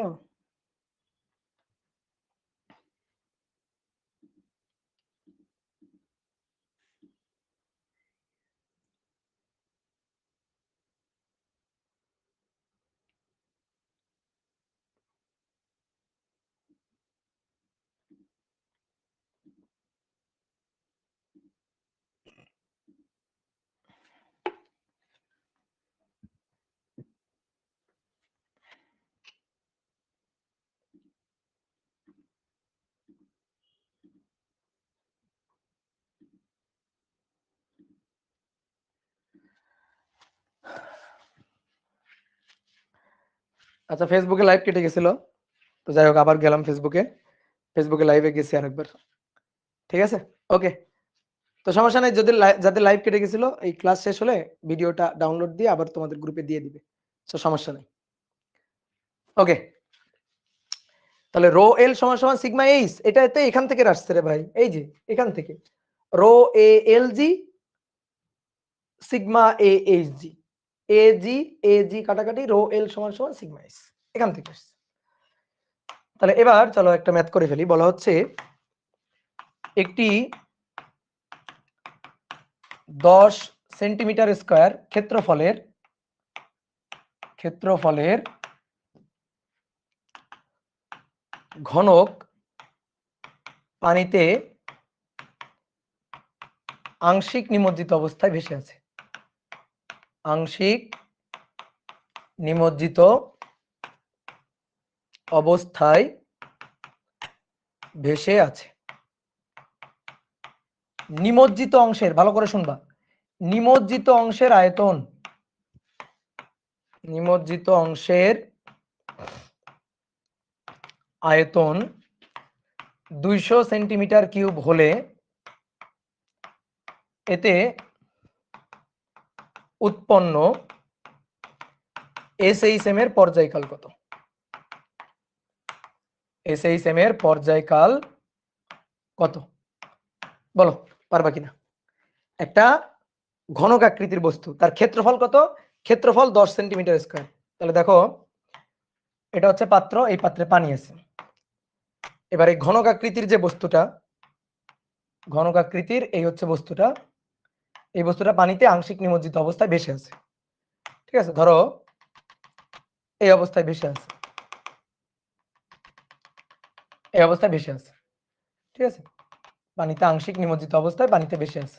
ওকে, তাহলে যতটুকু নিমজ্জিত অবস্থায় আছে সেইটুকুর দৈর্ঘ্য এই যে এটা, এটা এল। আর এই যে ক্ষেত্রফলটা দেওয়া আছে, ক্ষেত্রফলটা এ হচ্ছে 10 সেন্টিমিটার স্কয়ার। আর এর আয়তন, কোন অংশের আয়তন ভালো করে পড়ো, নিমজ্জিত, নিমজ্জিত অংশের আয়তন দেওয়া আছে। আচ্ছা, পানিতে ভাসানোর পরে যতটুকু পানিতে ডুবে আছে সেইটুকুর দৈর্ঘ্য এল। আর আমাদের এসএইচএম এর জন্য যেটা লাগবে সেটা হচ্ছে টি ইকুয়াল টু 2π√ওভার ওই এল বাই জিটাই লাগবে। আমাদের টার্গেট সবসময় এটা থাকবে যে ওই এলটা কোনোভাবে বের করা যায় কিনা, এল বাই জি, ওটাই আমাদের লাগবে। তাহলে এবার এলটা বের করব। এখন এলটা কি বের করা যাবে? হ্যাঁ যাবে। যেটুকু অংশ পানিতে নিমজ্জিত আছে সেইটুকু অংশের আয়তন, এই যে এইটুকু অংশের আয়তন, যেটুকু পানিতে নিমজ্জিত আছে সেইটুকু অংশের আয়তন, তাহলে সেটুকু অংশের আয়তন ভি হচ্ছে 200 সেন্টিমিটার কিউব ভি। আর ক্ষেত্রফল কত? তো উপরের এটার ক্ষেত্রফল মানে তো নিচে দেও ক্ষেত্রফল। তাহলে ক্ষেত্রফল এ কত? এ হচ্ছে 10 সেন্টিমিটার স্কয়ার। তাহলে এল লাগবে, তো V equal to A into L. এই যে এইটুকুর আয়তন ভি, সেটা হচ্ছে ক্ষেত্রফল এ গুণ এইটুকুর এল, নিমজ্জিত অংশের আয়তন, তাহলে নিমজ্জিত অংশের দৈর্ঘ্য এল। তাহলে ভি এর মান 200, এর মান 10 এল। তাহলে এল বের করো, এল কত? 20 সেন্টিমিটার। এল হচ্ছে 20 সেন্টিমিটার, বোঝা গেছে? তাহলে এবার এল এর মানটা নিয়ে এখানে বসিয়ে দিবে। দেখো কত সহজ ম্যাথ। 2π√ওভার 20 ইন্টু 10⁻², জি এর মান 9.8।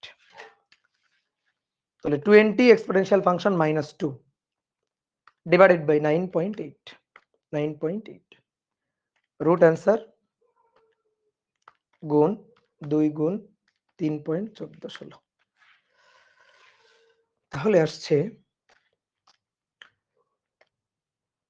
0.8976 এত হার্টজ, সরি এত সেকেন্ড, এত সেকেন্ড হয়েছে? বোঝা গেছে? পারবো না? সহজ না? তাহলে দেখি তুমি এবার বুয়েটে চান্স পাইছো কিনা দেখি। বলা হচ্ছে একটি বস্তুর ঘনত্ব 800 কেজি পার মিটার কিউব। একে পানিতে কিছুটা নিমজ্জিতভাবে ভাসানো হলো, কিছুটা নিমজ্জিতভাবে ভাসানো হলো। পানির ঘনত্ব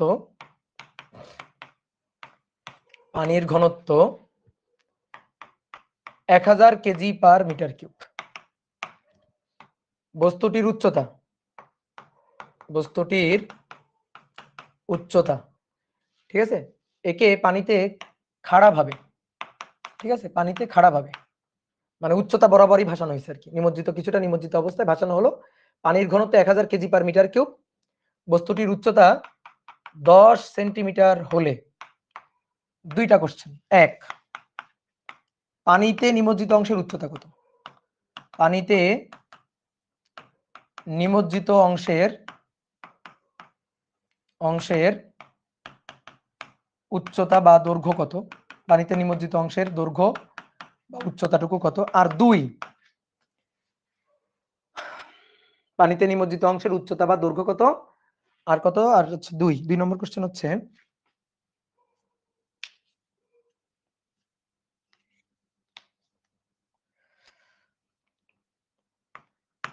এসএইচএম তৈরি করা হলে কম্পাঙ্ক ও কৌণিক কম্পাঙ্ক কত? কম্পাঙ্ক ও কৌণিক কম্পাঙ্ক কত? করো দেখি এবার। কম্পাঙ্ক কৌণিক কম্পাঙ্ক কত? প্রথমে বলছে পানিতে নিমজ্জিত অংশের দৈর্ঘ্য কত। ঠিক আছে, ধরো পানিতে ভাসানো হয়েছে, অনেকে বলতে ভাই কি টাইপের বস্তু। ঠিক আছে, এটা ধরো ঘনক আকৃতির বস্তু হোক বা সিলিন্ডার আকৃতির বস্তু হোক, কিছু ম্যাটার করে না, তো একই রকম। কেন কিছু ম্যাটার করে না? দেখো আমি তোমার সিলিন্ডার দিয়ে বুঝাইছি না, তো এখানে যদি সিলিন্ডার না হয়ে ঘনক আকৃতির বস্তু হইতো, তাহলে এটা তো এই থাকতো, একই রকমই তো হইতো এ। ঠিক আছে, এখানেও তো তাই, এ একই রকমই হইতো, বুঝো না, উপরের ক্ষেত্রফলটা এ হইতো। তাহলে ঘনক আকৃতির বস্তু হোক আর সিলিন্ডার আকৃতির বস্তু হোক, কিছু ম্যাটার করে না কিন্তু। তাহলে যখন পানিতে নিমজ্জিত করা হয়েছে আচ্ছা ধরো আমরা সিলিন্ডার ধরে আঁকতেছি, তাহলে পানিতে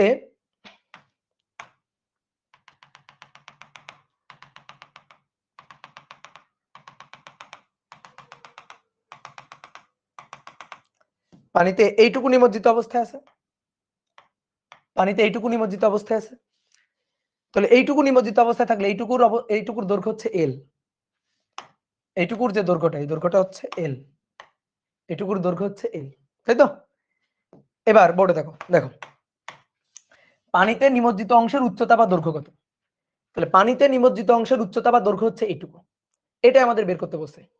টোটাল হাইটটা দেওয়া আছে কিন্তু এইচ, এই এইচটা দেওয়া আছে, বলছে বস্তুটির উচ্চতা 10 সেন্টিমিটার। ভাই বস্তুর ঘনত্বকে আমরা কি ধরতাম? বস্তুর ঘনত্ব sigma, 800 KG per metre cube, আর তলরের ঘনত্ব রো, এটা 1000 কেজি পার মিটার কিউব। বুঝতে পারছো? দেখো যদি তরলের ঘনত্বের চেয়ে বেশি ঘনত্ব হয় তাহলে কিন্তু ভাসবেই না, আর ডুবে যাবে। কেন ডুবে যাবে? এই যে এদিকে তাকাও, এখানে ভাসবে, শর্তটা কি ছিল? ভাসবে কি হইলে? এটা হইলে ভাসবে। এই দেখো এই যে আংশিক নিমজ্জিত অবস্থায় ভাসতেছিল সাম্য অবস্থায়, তাহলে রো এল সমান সমান সিগমা এইচ, রো এল সমান সমান সিগমা এইচ, রো এল সমান সমান সিগমা, নাকি কি লিখলাম? হ্যাঁ, রো এল সমান সমান sigma H, rho L equal to sigma into H. তাহলে আমাদের রো এর মান দেওয়া আছে 1000, এল এর মান বের করতে চাই, সিগমার মান 800 আর এইচ এর মান 10 সেন্টিমিটার, 10। তাহলে অতএব এল এর মানটা বের করব 0.00008 সেন্টিমিটার, এল এর মান হচ্ছে 8 সেন্টিমিটার। বোঝা গেছে? হয়ে গেল, সহজ, কত সহজ। দেখো এটা আশা, এটাই বুঝে আসছিল, এই টাইপের কোশ্চেনটাই বসে। এসএইচএম তৈরি করা হলে কম্পাঙ্ক কৌণিক কম্পাঙ্ক কত হবে? ভাই T equal to 2 pi root over, এই এলটাই তো দরকার আমার, এল ডিভাইডেড বাই জি। তাহলে এফ হবে এর উল্টাটা 1/2 pi root over G divided by L. তাহলে এখান থেকে সুন্দর করে এফ বের করবা, আর কৌণিক কম্পাঙ্ক ওমেগা মানে 2 পাই বাই টি অথবা 2 পাই এফ, যার যেটা ভালো লাগে।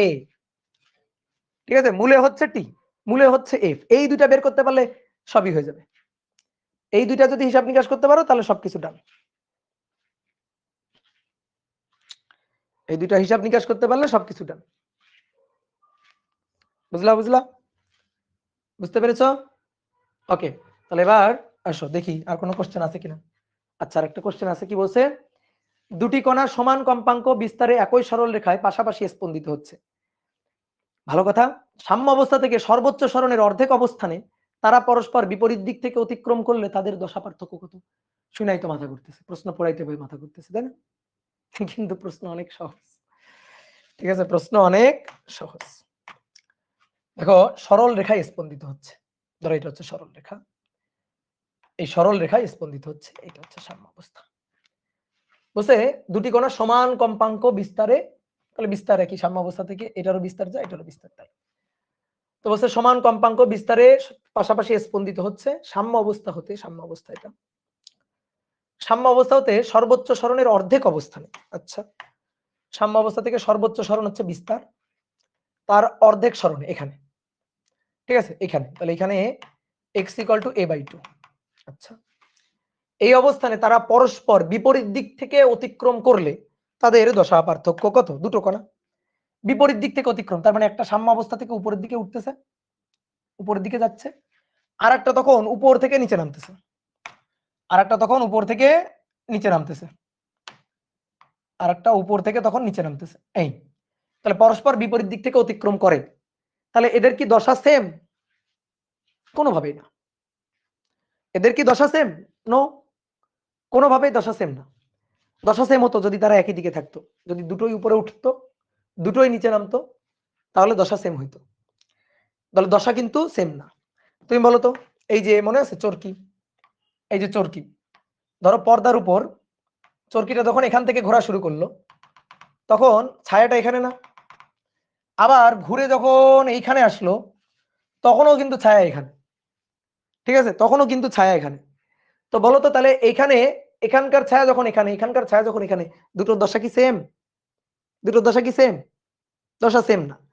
এর দশা এই পয়েন্টে থাকলে এই পয়েন্টের ছায়া এখানে, তখন দশা 0, আর যখন এখানে তখন দশা পাই, তাই না? এবার কথা হচ্ছে বুঝবো কেমনে? আমি এটা দেখতে চাই না, এটা না দেখে এটা দেখে বুঝতে চাই দশা। কথা হচ্ছে ধরো এইখানে আছে কিন্তু এরপরে সে উপরের দিকে যাচ্ছে, তাহলে উপরের দিকে যাচ্ছে তাহলে তখন দশা 0 ডিগ্রি। আর ধরো এখানে আছে, এখানে থেকে নিচের দিকে আসতেছে একটু পরে, তাহলে তখন দশা 100 পাই, 180 মানে পাই, সরি পাই। বুঝলা? এটা বুঝছো কেন? কিভাবে? এই যে এই পয়েন্ট থেকে কোন দিকে যায়? উপরের দিকে। তাহলে এই পয়েন্টের ছায়া এখানে উপরের দিকে যাচ্ছে, তাহলে যখন উপরের দিকে যাবে তার আমি বুঝবো ও আচ্ছা এখানে ছিল, উপরের দিকে ছায়া যাচ্ছে, তার মানে ছায়ার ইকুইভ্যালেন্ট বৃত্তাকার গতির অবস্থান এখানে ছিল, তার মানে এক্স অক্ষের সাথে 0 ডিগ্রি দশা। এবার যখন নিচে যাচ্ছে, নিচে যাচ্ছে মানে দেখো এখান থেকে নিচে যাচ্ছে, এই যে নিচে যাচ্ছে, এটাও নিচে যাচ্ছে, যে আমার হাতের দিকে তাকাও, দুই হাতের দিকে, এই যে, তাই না?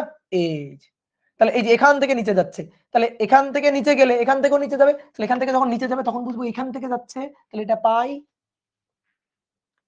ঠিক আছে, এটা হচ্ছে পাই। তাহলে এই হচ্ছে ব্যাপার যে এই জায়গার দশা, এই জায়গার দশা 0, এই জায়গার দশা পাই। এখান থেকে যাচ্ছে উপরে, এখান থেকে যাচ্ছে নিচে, তাহলে উপরে গেলে 0, নিচে গেলে পাই। তো এটা তো আমরা বুঝলাম নাকি? তো এবার দেখো একই জায়গা কিন্তু দশা সেম না, একই জায়গা দশা সেম না। তাহলে তুমি দেখো তো, আমি একটু যদি মানে এই টাইপের ম্যাথগুলো সলভ করতে হয় কিভাবে, আমি কি চাই এই দুইটা অবস্থার দশা পার্থক্যটা চাই। ওকে, তাহলে আমরা কি করব, এর বৃত্তাকার গতি টেনে বের করে ফেলবো, এর বৃত্তাকার গতি টেনে বের করে ফেলবো। ঠিক আছে, তাহলে এই যে ধরো বৃত্তাকার গতি, এটা বৃত্তাকার গতি, এইটা হচ্ছে পর্দায় ছায়া পড়বে। ঠিক আছে, বৃত্তাকার গতির পর্দায় ছায়া পড়বে। তো এটা হচ্ছে বিস্তার, এই যে বিস্তার। তো বলা হচ্ছে যেখানে আছে সেটা হচ্ছে বিস্তারের অর্ধেক, সাম্য অবস্থা থেকে সর্বোচ্চ সরণের অর্ধেক অবস্থানে। তাহলে সাম্য অবস্থা থেকে সর্বোচ্চ সরণের, এটা সর্বোচ্চ সরণ, তার অর্ধেক অবস্থান মানে এখানে। তাহলে এখানে থাকলে দেখো এই যে দুটো পয়েন্ট, এই একটা, এখানে থাকা মানে তার দুটো পয়েন্ট, এই একটা আর এই একটা। ধরো আমি প্রথমে এটা আঁকতেছি না, আমি প্রথমে এটা দেখাচ্ছি, এই এটা তার ইকুইভ্যালেন্ট অবস্থা এটা। তুমি বলো এরপরে এটা কোন দিকে যাচ্ছে? উপরের দিকে। এটা উপরের দিকে গেলে এই ছায়াটাকে আমি কোন দিকে যাইতে দেখবো? বলো কোন দিকে যাইতে দেখবো? এটা যদি উপরের দিকে, ছায়াটা কোন দিকে যাবে? উপরের দিকে। বুঝলা? কোন দিকে যাচ্ছে? এটা উপরের দিকে, এর গতিটা হচ্ছে উপরের দিকে। ঠিক আছে, এবার বলো সাম্য অবস্থান থেকে, এইটা তো টোটাল বিস্তার, এটা তো বিস্তার এ, তাহলে সাম্য অবস্থান থেকে এর যে সরণ এইটুকু এক্স, এই এক্স ইকুয়াল টু কত? a/2। তাহলে এক্স ইকুয়াল টু যদি a/2 হয়, বোর্ডে তাকাও, এই যে এখানে এইটা হচ্ছে a/2, a/2, এই যে এক্স। ঠিক আছে, এইটা এইটা সর্বোচ্চ সরণ এ, এটা মানে এইটা এ, আর এইটা মানে এইটা সর্বোচ্চ সরণ এ, বিস্তার এ। তাহলে এটা হচ্ছে এ, বুঝলা? এটা হচ্ছে এ। তাহলে এটা a/2, এটা হচ্ছে এ, এটা a/2, এটা হচ্ছে, মাথায় রাখো এটা। এইবার আসো, বলা হচ্ছে যে এই পয়েন্টে তারা পরস্পরকে বিপরীত দিক থেকে অতিক্রম করতেছে। তাহলে এবার এই পয়েন্টে আরো একটা কণা, সে যাচ্ছে এবার নিচের দিকে, বিপরীত দিক থেকে অতিক্রম করতেছে। মানে দেখো কত সহজ, সে যাচ্ছে নিচের দিকে। তাহলে সে যদি নিচের দিকে যায়, ধরো এটা সাম্য অবস্থা, এটা ধরো সাম্য অবস্থা, এর মতো করে একটু বৃত্তটা আঁকি, মোটামুটি সমান সমান হয়েছে না? একটু ছোট হইলে হয়তো।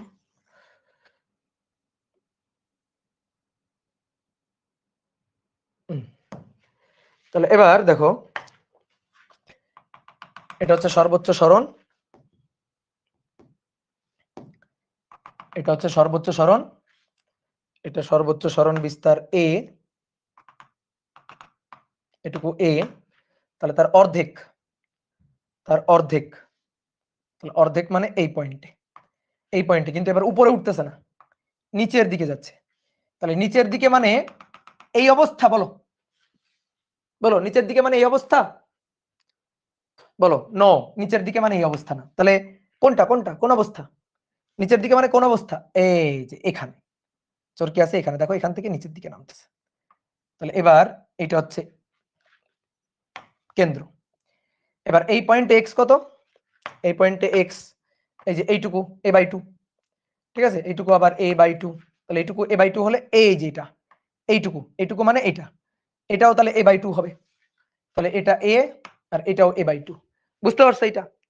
এবার আমাদের প্রশ্ন কি করছে? প্রশ্ন কি করছে যে দুই ক্ষেত্রে দশা পার্থক্য কত, দুই ক্ষেত্রে দশা পার্থক্য কত, অর্থাৎ এই বিন্দু আর এই বিন্দুর দশা পার্থক্য বের করতে হবে। তাহলে একটা কাজ করি, দশা পার্থক্য মানে কৌণিক ডিফারেন্স। আমরা একটা কাজ করি, এইটারে নিয়ে আসলাম, এইটারে নিয়ে যাই, দুইটারে নিয়ে গিয়ে এই যে একটার উপর আরেকটারে বসাই, দুইটারে নিয়ে গিয়ে মোটামুটি ধরো একটার উপর আরেকটারে বসালাম, বসালাম। এবার এদের দশার পার্থক্য খুঁজে বের করতে হবে, ঠিক আছে, দশার পার্থক্য খুঁজে বের করতে হবে। ধরো পুরাপুরি ধরো মিলে নাই, ধরো মিলছে আর কি, একটাকে আরেকটার উপর নিয়ে বসালাম। তাহলে এই পয়েন্ট একটা আর এই পয়েন্ট একটা, এদের দশার পার্থক্য খুঁজে বের করতে হবে, বুঝতে পারছো? ঠিক আছে, a/2টা বুঝি নাই, আরে প্রশ্ন আছে না, সর্বোচ্চ সরণের অর্ধেক, ঠিক আছে, ওই পয়েন্টে সর্বোচ্চ সরণ মানে বিস্তার, বিস্তারের অর্ধেক, বুঝবে না কেন? প্রশ্ন পড়ো। তাহলে বলো কত পার্থক্য, এই যে কৌণিক পার্থক্যটা এটা না, এটাই আমাদের বের করতে হবে। তাহলে এবার আসো আমি চিত্রটাকে, মানে এই দুইটা চিত্র তোমার বোঝানোর জন্য আঁকছি, এই দুইটা চিত্র আঁকাই লাগে না, জাস্ট খালি তুমি বুঝবা যে আচ্ছা একটা পয়েন্ট এটা আর একটা পয়েন্ট এটা। তাহলে মানে কি, একটা পয়েন্ট এটা আর একটা পয়েন্ট এটা যদি হয়, তার মানে হচ্ছে, তার মানে হচ্ছে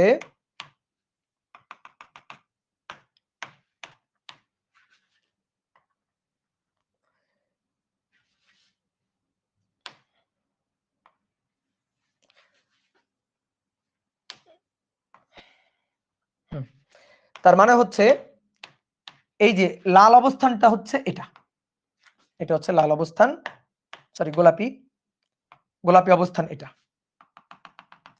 আর সবুজটা হচ্ছে এটা, এই যে সবুজ অবস্থানটা হচ্ছে এটা। এদের মধ্যে দশা পার্থক্য, দশা পার্থক্য মানে কোণের ডিফারেন্স রে ভাই, দশা পার্থক্য মানে কি, কোণের ডিফারেন্স, কোণের ডিফারেন্স, এইটা আমাদের বের করতে হবে। তো এইটা এটা বের না করে তুমি একটা কাজ করো, তুমি আমার বলো, এই এটুকু তো বিস্তার এ, তাই না? এটা যদি বিস্তার এ হয়, তো এইটাও বিস্তার এ, এইটাও বিস্তার এ। একটু চিত্রটা একটু বড় করি,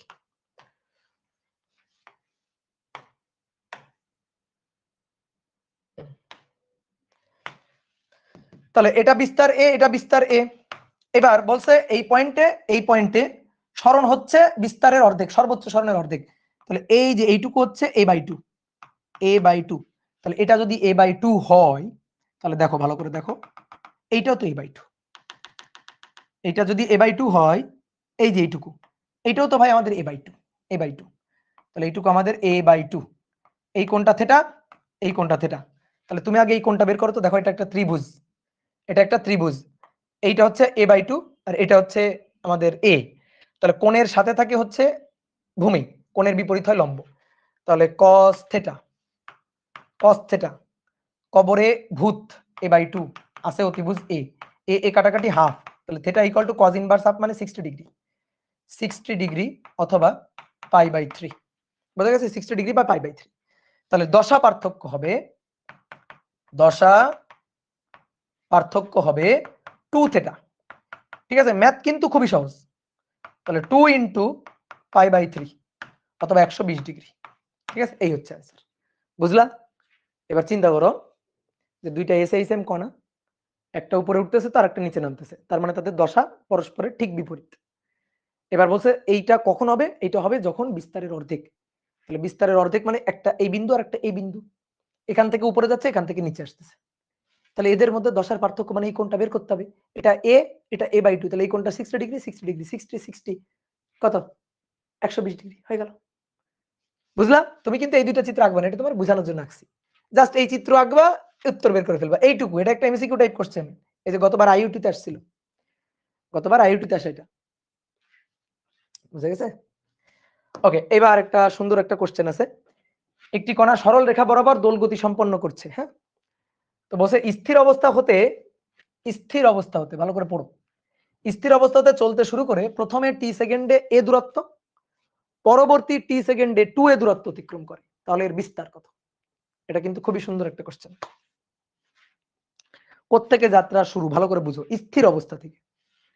বলছে একটি কণা সরল রেখা বরাবর দোল গতি সম্পন্ন করছে, সরল রেখা বরাবর দোল গতি। বলছে স্থির অবস্থা হতে চলতে শুরু করে। স্থির অবস্থা হতে চলতে শুরু করা মানে কোত্থেকে চলতে শুরু করা, কোথা থেকে চলা শুরু, খুঁজে বের করো। স্থির অবস্থা থেকে চলতে শুরু মানে কোথা থেকে চলা শুরু, বিস্তার থেকে না সাম্য অবস্থা থেকে? বলো বলো। একজন বলছে সাম্য অবস্থা, সাম্য অবস্থা থেকে স্থির অবস্থা হয়? সাম্য অবস্থায় বেগ সবচেয়ে বেশি, স্থির কোথায় হয়ে যায়? এই দেখো, স্থির স্থির স্থির স্থির, থেমে যাচ্ছে, কোথায়? বিস্তার। তাহলে স্থির অবস্থা থেকে চলতে শুরু মানে বিস্তার থেকে চলতে শুরু করছে, বুঝছো?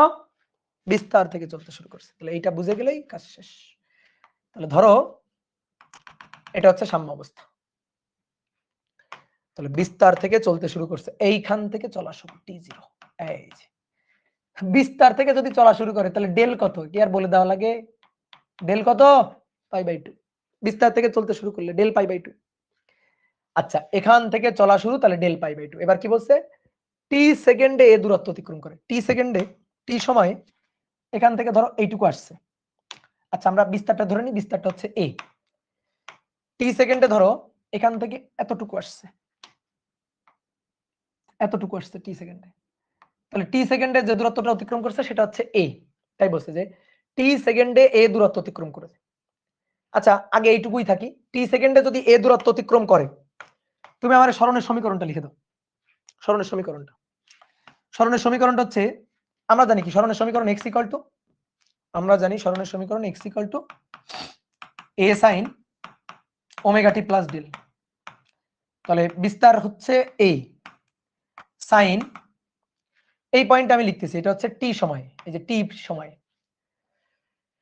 পরবর্তী টি সময়ে 2a দূরত্ব। আচ্ছা, আগে টি সময়ে থাকি, এই যে এটা হচ্ছে টি সময়, তাহলে টি সময়ে এ দূরত্ব অতিক্রম করে, তাহলে টি সময় অতিক্রান্ত দূরত্ব এ, এই যে টি সময় অতিক্রান্ত দূরত্ব এ, এ সাইন ওমেগা টি, টি কিন্তু, আর ডেল হচ্ছে π/2। তাহলে আমরা পাইলাম, অতএব এ ইকুয়াল টু, ছোট হাতের এ ইকুয়াল টু বড় হাতের এ কজ, কেন কজ? এই যে সাইন π/2 প্লাস এটা, তাহলে কজ ওমেগা টি। এটা সমীকরণ 1। আমাদের টার্গেট হচ্ছে বিস্তার এ বের করা, এ এর মানটা বের করা, বিস্তার এর মানটা বের করতে হবে। বলো তো এর মানটা কার মাধ্যমে? আমাদের কোশ্চেনে দেওয়া আছে 2a, a এগুলো দেওয়া আছে, তাহলে আমাদের বিস্তার এ বের করতে হবে, বড় হাতের এটা বের করতে হবে এ এর মাধ্যমে, এর রেসপেক্টে, মানে এর কয় গুণ? 2 গুণ, 3 গুণ, ঠিক আছে, 2.5 গুণ, মানে কত গুণ, এটাই আমাদের বের করতে হবে। তাহলে এইটুকু একটা লাইন আমি পাইলাম। এটা কি সবাই বুঝছো নাকি? বলো, ঠিক আছে, বলো বুঝছো কিনা, বুঝছো নাকি কোথাও ভুল আছে? বলো তো দেখি, একটু চিন্তা ভাবনা করে বলো তো, আমি কি সব ঠিকঠাক লিখছি নাকি কোথাও ভুল করছি?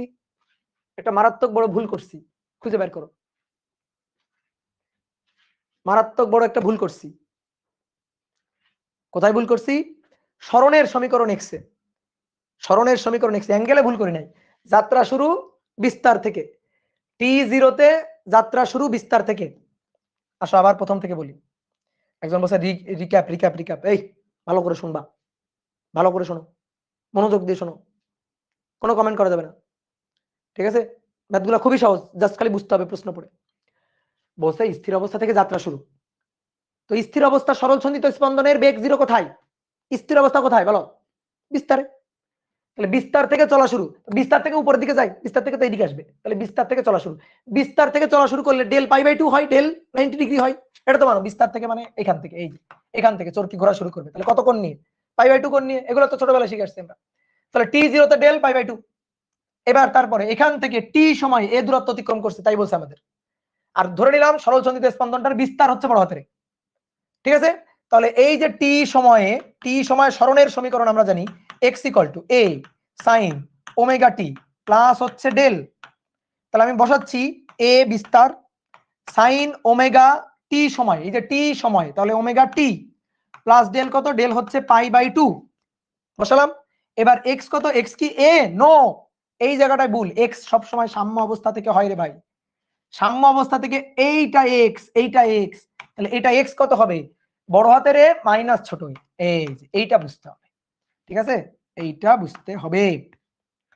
এবার তাহলে কি দাঁড়াচ্ছে, এবার এই পাশে আমরা পাচ্ছি এ সাইন ওমেগা টি প্লাস π/2, π/2 মানে 90 ডিগ্রি, তাহলে সাইন 90 ডিগ্রি প্লাস সামথিং মানে cause omega t, cause omega t, ঠিক আছে, আর এ মাইনাস এ, তাহলে অতএব ছোট হাতের এ ইকুয়াল টু বড় হাতের এ মাইনাস এ কজ ওমেগা টি, এই যে এটা আমি পাইলাম যে এ মাইনাস এ কজ ওমেগা টি, বুঝলা?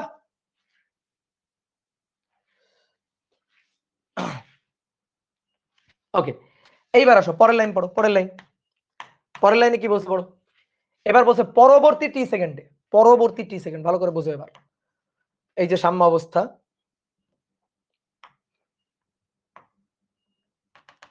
এই যে সাম্য অবস্থা,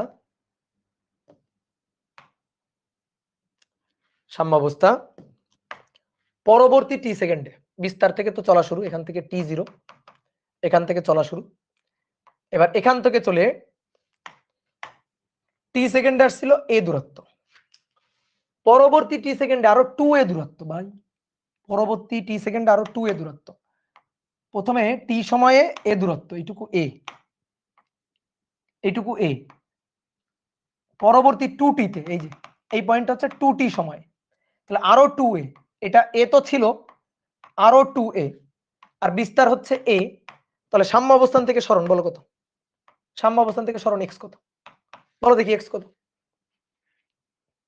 2t সময় এক্স কত, আরো টি সময় যদি আরো 2a পরিমাণ নিচে আসে তাহলে a minus 3a, not 2a, 3a, তাহলে এবার এর জন্য সমীকরণ লিখে ফেলি, তাহলে x equal to a sine omega T plus del, ঠিক আছে, তাহলে এবার x এর মান হবে, এটা হচ্ছে 2t সময়, 2t সময়, তাহলে x হচ্ছে a minus 3a equal to a sine omega 2t, তাহলে 2 ওমেগা টি, ঠিক আছে, টি এর মান কিন্তু 2t, আর ডেল π/2, আদি দশা π/2, তাহলে এটাও একই রকম ভাবে a cos 2 omega T, cos 2 omega t, a minus 3a, তাহলে একটা কাজ করি 3a কে ওই পাশে নিলাম, 3a কে ওই পাশে নিলে a minus a cos 2 omega টি, ঠিক আছে, a minus a cos 2 omega T, এখান থেকে বিস্তার বের করে নিয়ে আসতে হবে, দুঃখের বিষয় এখানে cos ওমেগা টি, এখানে cos 2 ওমেগা টি, এটা তো দুঃখের বিষয়, মারাত্মক দুঃখের বিষয়, একটা কাজ করা যায় না, দেখি এবার একটু ধ্যানে বসি, ধ্যানে বসে ত্রিকোণমিতির সূত্রগুলাকে মনে করি, 1 মাইনাস cos 2 থেটা মানে 2 ওমেগা টি, 1 মাইনাস cos 2 থেটা মানে ছোটবেলায় মনে হয় শিখছিলাম, 1 মাইনাস cos 2 থেটা মানে 2 sin স্কয়ার থেটা, ঠিক আছে, 2 sin স্কয়ার থেটা, গুড, তাহলে মনে আছে আমার সূত্র 3a equal to a into 2 sin square 2 omega T, sorry sin square omega T, omega T,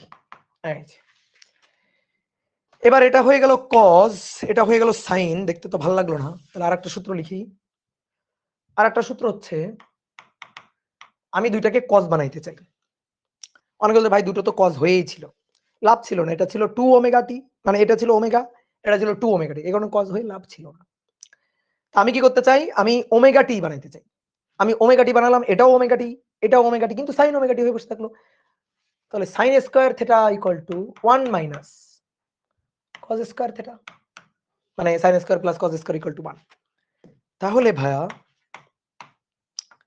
3a equal to 2a 1 minus cos square omega T, এই যে দেখো cos omega T, cos omega T, এটাই আমাদের target ছিল যে আমি দুইটারে omega t ফরম্যাটে নিব, 2 ওমেগা টি রে ওমেগা টি ফরম্যাটে নিব। বুঝলা? আরেকবার বলি, এখানে আছে 2 ওমেগা টি, আমি চাই না 2 ওমেগা টি, আমি চাই যেন ওমেগা টিতে আসুক, তাহলে আমার হিসাব করতে সুবিধা হবে। এবার এই হিসাব সুবিধার করার জন্য আমি কি করব, আমি এই কমন নিয়ে 1 minus cos 2 omega T cos 2 theta, সূত্র লিখলাম 2 sin স্কয়ার থিটা। লেখার পরে এবার সাইন হয়ে গেল, তো এটা তো ভাঙলে cos হয়ে যায়, 1 মাইনাস cos স্কয়ার থিটা। এখন এখন তাহলে অতএব এখান থেকে পাচ্ছি 3a ইকুয়াল টু, ভেঙে দিলে 2a minus 2a cos square omega টি। ঠিক আছে, এইটারে একটা কাজ করি। আচ্ছা, আমাদের টার্গেট কি? আমাদের টার্গেট a এর মান নির্ণয় করা। এটা a, এটা 3a। এটার একটা কাজ করি, এটার সমীকরণ 1 আর এটার সমীকরণ 2 কই? 2 কইয়া পরের পৃষ্ঠায় যাই। তাহলে সবাই একটু দেখো, সবাই একটু তাকাও, ভালো করে দেখো, এটাকে দেখে নাও, শেষবারের মতো সুন্দর করে ভালো করে দেখে নাও। ঠিক আছে, শেষবারের মতো সুন্দর করে দেখে নাও, শেষবারের মতো দেখছো, সুন্দর করে দেখছো। এবার 1 নং সমীকরণ হচ্ছে ছোট হাতের a ইকুয়াল টু, ছোট হাতের a equal to a minus a cos omega t, a minus a cos omega t সমীকরণ 1। আর এটা হচ্ছে 3a equal to 2a minus 3a equal to 2a minus 2a cos square omega টি। ঠিক আছে তো? 2 নম্বর 1 কে গুণ 3 যোগ 1 কে গুণ 3 বিয়োগ, যোগ না বিয়োগ 2 করে পাই কি লাভ দেখি, কি পাই? 3a equal to 3a minus 3a cos omega t, তারপরে মাইনাস 3a মাইনাস 2a বিয়োগ করতেছে আর কি। ঠিক আছে, বিয়োগ করলে কি হয়, চিহ্ন চেঞ্জ হয়ে যায়। 3a 2a minus 2a cos square omega টি প্লাস মাইনাস মাইনাস কাটা, তাহলে এটা হলো 0। এটা হচ্ছে 3a minus 3a minus 2a মানে a minus 3a cos omega T plus 2a cos square omega t. দেখো একটা দ্বিঘাত সমীকরণ চলে আসছে, a কমন নিয়ে নাও, a কমন নিয়ে নিলে 2 cos স্কয়ার থিটা মানে ওমেগা টি, এই যে ওমেগা টি, মাইনাস a বাদ দিয়ে দাও 3 cos omega T plus a equal 0, plus a equal 0। বুঝছো, মাথায় কিছু যাচ্ছে না, মাথা মাথা ঝাড়া দাও, এইভাবে ঝাড়া দাও, এইভাবে ঝাড়া দাও কিছুক্ষণ, দেখবা মাথায় সব ঢুকে গেছে। একটা দ্বিঘাত সমীকরণ, যে দ্বিঘাত সমীকরণের মূলটা কি? যে দ্বিঘাত সমীকরণের মূলটা হচ্ছে cos ওমেগা টি। এবার হিসাব কে করবে? Calculator, use calculator. ক্যালকুলেটর সমাধান করে পাই, ক্যালকুলেটর সমাধান করে পাই দ্বিঘাত সমীকরণ। তাহলে 5 পাওয়ার হচ্ছে 2, তাহলে আমরা যাব 2, দেন মাইনাস 3, দেন প্লাস প্লাস 1 হবে, সরি প্লাস 1, তাহলে প্লাস 1। এবার আসছে তাহলে cos ওমেগা টি, দ্বিঘাত সমীকরণ সলভ করে পাইছি cos omega T equal to 1, নতুবা cos omega T equal two, দেখি আর কত আসে, আর একটা জিনিস আসবে তো, হাফ। এবার cos ওমেগা টি 1 মানে cos omega T equal two cos 0, তার মানে ওমেগা টি ইকুয়াল টু 0। এই ওমেগা 0 হইতে পারে? ওমেগা মানে তো ঘুরতেছেই না, ওমেগা 0, এটা কেমনে সম্ভব? তাহলে এটা হইতে পারে না, এটা হইতে পারে না, ওমেগা 0 হইতে পারে না, নট 0, এটা সম্ভব না, এটা বাদ। তাহলে আসো এটা cos omega T equal two cos কত ডিগ্রির মান? cos 60 ডিগ্রির মান, মানে পাই বাই 3, cos বাদ। তাহলে omega T equal to pi by 3। এই আমাদের চাইছিল কি, আর কি বের করতেছি? উফ, আসো প্রশ্ন পড়ি, কি চাইছিল? বলছিল বিস্তার কত। উরি বাপরে, চাইছে বিস্তার কত, বিস্তার কত সমীকরণ 1 থেকে পাই। আমাদের চাইছে বিস্তার কত, সমীকরণ 1 থেকে পাই। অনেকদিন পর একটা ম্যাথ করলাম, ভালো লাগলো খুব। a equal to a minus a cos omega t, এবার a minus a cos omega t pi by 3, pi by 3। ঠিক আছে, একবারে ধরো মানও বের করার দরকার ছিল না, cos ওমেগা t মানেই তো হাফ, cos ওমেগা t মানেই তো হাফ বসাই দিলে হয়ে যেত। ঠিক আছে, তাহলে a মাইনাস a বাই 2, তার মানে a বাই 2। দিস ইজ বিস্তার, দিস ইজ বিস্তার। ঠিক আছে, অনেক দিন পর একটা ম্যাথ করলাম, খুব ভালো লাগছে, আশা করি তোমাদেরও ভালো লাগছে। ঠিক আছে, আশা করি তোমাদেরও ভালো লাগছে। ঠিক আছে, এতদিন কোনো ম্যাথই করি নাই, এতদিন কোনো ম্যাথই করি নাই আমরা, আজকে একটা এতদিন পর একটা ম্যাথ করলাম।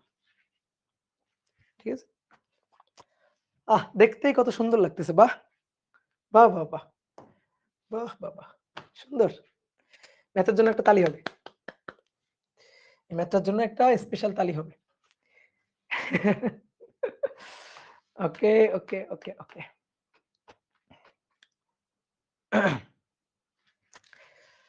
পড়ো, এটা পড়ো, 1 2 3 আর দুইটা আছে, পড়ো দেখি এটা।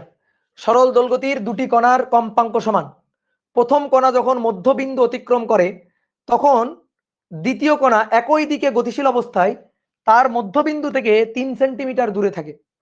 দ্বিতীয় কণার বিস্তার 6 সেন্টিমিটার হলে কণাদ্বয়ের দশা পার্থক্য কত? বা এটাও সুন্দর একটা কোশ্চেন। আসো ধাপে ধাপে পড়ি, একবারে পড়লে আমরা বুঝি না। সরল দোলগতির দুটি কণার কম্পাঙ্ক সমান, গুড। কম্পাঙ্ক সমান মানে একটা ঘুরে আসতে একবার ঘুরে আসতে যে সময়, এরও একবার ঘুরে আসতে সেই সময়। ঠিক আছে, হোক এটা বড় এটা ছোট এটা বড় হোক, কিন্তু এর একবার ঘুরে আসতে যে সময়, এরও একবার ঘুরে আসতে সেই সময়, এর একবার স্পন্দিত হতে যে সময়, এরও একবার স্পন্দিত হতে সেই সময়, এই কারণে তাদের কম্পাঙ্ক সেম। এখন আমাদের বলা হচ্ছে প্রথম কণা যখন মধ্যবিন্দু অতিক্রম করে, প্রথম কণা যখন মধ্যবিন্দু অতিক্রম করে, এই যে মধ্যবিন্দু সাম্য অবস্থা, তাহলে প্রথম কণা ধরো মধ্যবিন্দু অতিক্রম করে এদিকে যাচ্ছে, তখন দ্বিতীয় কণা একই দিকে, তখন দ্বিতীয় কণা, এটা ধরো দ্বিতীয় কণা, ঠিক আছে, এটা প্রথম কণা, এটা ধরো দ্বিতীয় কণা। অনেকে বলতে ভাই দ্বিতীয় কণার বিস্তার বেশি, আপনি বুঝলেন কেমন? আমি ধরে নিছি, এটার কম দিবা, দাও, সমস্যা। তাহলে এবার বলছে দ্বিতীয় কণা, এটা প্রথম কণা, এটা দ্বিতীয় কণা, দ্বিতীয় কণা এইভাবে স্পন্দিত হবে। তাহলে প্রথম কণা যখন মধ্যবিন্দু অতিক্রম করে, প্রথম কণা যখন মধ্যবিন্দু অতিক্রম করে তখন দ্বিতীয় কণা একই দিকে, মানে এ যেদিকে যাচ্ছে সেই দিকে, একই দিকে।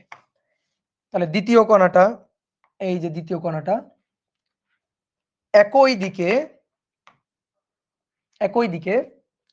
দ্বিতীয় কণা একই দিকে মধ্যবিন্দু থেকে, আচ্ছা মধ্যবিন্দুতে না, সরি মধ্যবিন্দুতে না, মধ্যবিন্দু থেকে 3 সেন্টিমিটার দূরে থাকে। দ্বিতীয় কণার বিস্তার হচ্ছে 6 সেন্টিমিটার, দ্বিতীয় কণার বিস্তারটা হচ্ছে 6 সেন্টিমিটার। তাহলে এই যেখানে থাকে, এখান থেকে কোন দিকে যাচ্ছে? একই দিকে যাচ্ছে, এই যেদিকে যাচ্ছে সেই দিকে যাচ্ছে, যেদিকে যাচ্ছে সেই দিকে যাচ্ছে, বুঝছো? একই দিকে থাকে। তাহলে এই যে এর এক্স, এটা হচ্ছে 3 সেন্টিমিটার, 3 সেন্টিমিটার।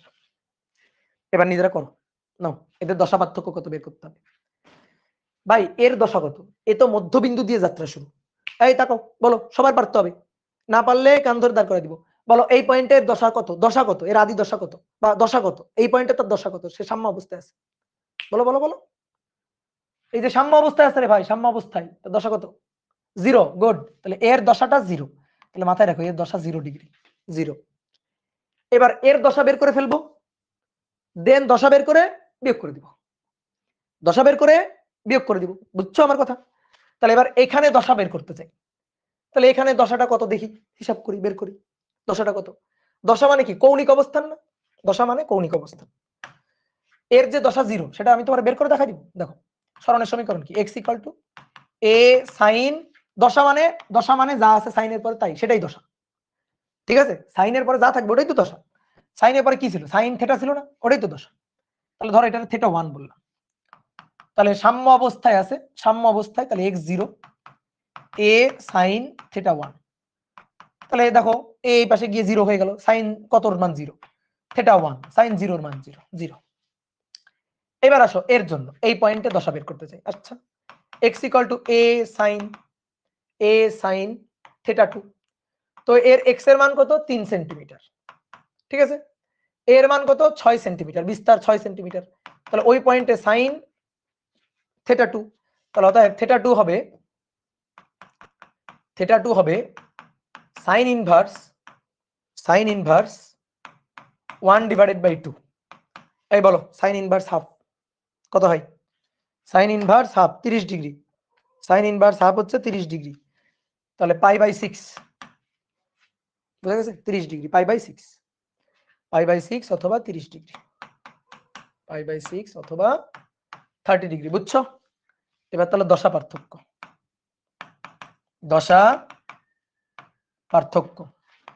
তাহলে দশা পার্থক্য, এদের দশার পার্থক্য ধরো ডেল থেটাই বললাম, তাহলে θ2 - θ1 তাহলে কত π/6, বুঝা গেছে? এটাই হচ্ছে দশা পার্থক্য। কি ক্লিয়ার? বুঝলা? হইছে, কিন্তু 50% নাম্বার পাবা, অর্ধেক নাম্বার পাবা, অর্ধেক। ভাবো তো কেন অর্ধেক, ভাবো কেন অর্ধেক, ভাবো কেন অর্ধেক। ইয়েস, সিফাত হোসেন, তুমি একটা গিফট পাবা আমার কাছ থেকে, বুঝছো? সিফাত হোসেন 330 হয়, ইয়েস এটাই চাইছি, 330 হয়। দেখো এটা তো সাম্য অবস্থা থেকে কোন দিকে যাচ্ছে? উপরের দিকে যাচ্ছে। এবার বলছে তখন দ্বিতীয় কণা একই দিকে গতিশীল, তখন দ্বিতীয় কণাটা একই দিকে, এখানেও তো হতে পারে একই দিকে গতিশীল, এখান থেকে উপরের দিকে উঠতেছে, হইতে পারে না? পারে না? এবার এইখানে x এর মান, এইটা টোটাল বিস্তার তো 6 সেন্টিমিটার, তাহলে x এর মান 3 সেন্টিমিটার, এই পয়েন্টটাও তো হতে পারে, পারে না? বলো, এই পয়েন্টটাও হতে পারে না? এই পয়েন্টটা যদি হয় তাহলে x এর মান +-3, +-3, বুঝলা? +-হাফ, +-π/6, +-30 ডিগ্রি, বুঝছো? তাহলে দশা পার্থক্যটা এটা একবার π/6, ঠিক আছে, একবার π/6 - 0 মানে π/6, আরেকবার π/6 বা 30 ডিগ্রি, আরেকবার দশা পার্থক্য হবে θ2 - θ1, তাহলে সেই ক্ষেত্রে পার্থক্য হবে -30 - 0, তাহলে -π/6 অথবা -30 ডিগ্রি, বুঝলে আমার কথা? দুটোই হতে পারে। আর -30 মানেই এই যে -30 না, এটা মানে 330 রে ভাই, এটা মানে 330, বুঝছো? তাহলে অ্যান্সার কিন্তু দুটোই হতে পারে। এবার তোমার এই চরকিতে দেখাই দিই, এর আত্মা টেনে বের করে নিয়ে আসো, এর আত্মাটা টেনে বের করে নিয়ে আসো। তাহলে আত্মা টেনে বের করে নিয়ে আসলে দেখো তো এটার যদি আমি আত্মা দেখাই, এটার মানে ধরো ঠিক আছে, ধরো আরেকটা ভাবে করব, চরকি একে করব, এই যে চরকি। তাহলে দেখো এটা কই আছে, কি বলছে? প্রথম কণা যখন মধ্যবিন্দু অতিক্রম করে, মধ্যবিন্দু মানে সাম্যাবস্থা, প্রথম কণা যখন মধ্যবিন্দু অতিক্রম করে, এই যে মধ্যবিন্দু, তাহলে এর জন্য θ1 আমি পেয়ে গেছি, θ1 0 চরকি দিয়ে, θ1 0 পেয়ে গেছি। এবার তখন দ্বিতীয় কণা তখন একই দিকে যাচ্ছে, একই দিকে, তাহলে একই দিকে এই একটা পজিশন, একই দিকে এই আর একটা পজিশন, এই যে দেখো একই দিকে যাচ্ছে, এটাও একই দিকে যাচ্ছে, বুঝছো? ঠিক আছে, এই যে একই দিকে যাচ্ছে। তাহলে এটা প্রথম কণা ছিল, আর এটা দ্বিতীয় কণা, এটা হচ্ছে দ্বিতীয় কণা। তো দ্বিতীয় কণার সরণ তখন কত? এই যে সরণের মানটা, এই সরণের মানটা x কত? 3, x হচ্ছে 3 সেন্টিমিটার, আর বিস্তার কত? বিস্তার হচ্ছে 6 সেন্টিমিটার। তাহলে আসো তো এই কোণটা বের করে ফেলি। তাহলে কোণের লম্বটা জানা আছে আর অতিভুজ জানা আছে, তাহলে সাইন দিয়েই বের করি। সাইন থেটা, সাগরে লবণ আছে, 3/6, তাহলে থেটা ইকুয়াল টু কত হবে? থেটা ইকুয়াল টু হবে 30 ডিগ্রি। আর এই পাশের যে কোণটা সেটা -30 ডিগ্রি, তাহলে এটা +-30 ডিগ্রি, ঠিক আছে? তাহলে অতএব থেটা ইকুয়াল টু 30 ডিগ্রি, তাহলে অতএব থেটা ইকুয়াল টু হবে +-30 ডিগ্রি। তাহলে একবার আসো, 0 আর 30 এর প্রথম কণা দ্বিতীয় কণা, 0 আর 30 এর পার্থক্য 30, আবার -30 আর 0 পার্থক্য কত? -30। তো -30 মানে দেখো এই যে এই কণাটা আর এই কণাটা দশার পার্থক্য 30 ডিগ্রি, আর একটা হচ্ছে এই কণাটা আর এটা নেই, এই কণাটা, তাহলে এই পার্থক্যটা -30, এই যে মাইনাস থেটা -30, অথবা এই কোণটা 330, কি বুঝলা? এক্স অক্ষের ধনাত্মক দিকের সাথে কোণ। তাহলে 360 থেকে 30 বাদ দাও, তাহলে 330। তাহলে দশার পার্থক্য ডেল থিটা এটা হচ্ছে 30 ডিগ্রি অথবা 330 ডিগ্রি আর 330 ডিগ্রি, অথবা 30 ডিগ্রি মাইনাস 30 ডিগ্রি, যেভাবে লিখো না কেন হবে। ঠিক আছে, বুঝছো? কত সুন্দর কোশ্চেন। তাহলে আসলে লাস্ট কোশ্চেন, এটা করে আজকের মতো শেষ। বলা হচ্ছে বিস্তার অবস্থান থেকে গতি শুরু হওয়া, একটা এসএইচএম কণার বিস্তার হচ্ছে এত, বিস্তার অবস্থান থেকে গতি শুরু, এবং পর্যায়কাল হচ্ছে 3 সেকেন্ড। সাম্য অবস্থান থেকে উভয় পাশে 12.5 সেন্টিমিটার দূরে থাকা দুটি বিন্দুর মধ্যে যাতায়াত করতে ন্যূনতম সময় কত লাগবে? ঠিক আছে, ন্যূনতম সময় কত লাগবে? বিস্তার অবস্থান থেকে গতি শুরু হওয়া একটা এসএইচএম কণার বিস্তার হচ্ছে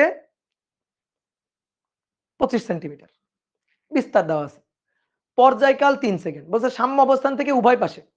দেখো কোত্থেকে গতি শুরু হয় এটা আমার দরকার নেই, কোত্থেকে গতি শুরু হয় এটা আমার দরকার নাই।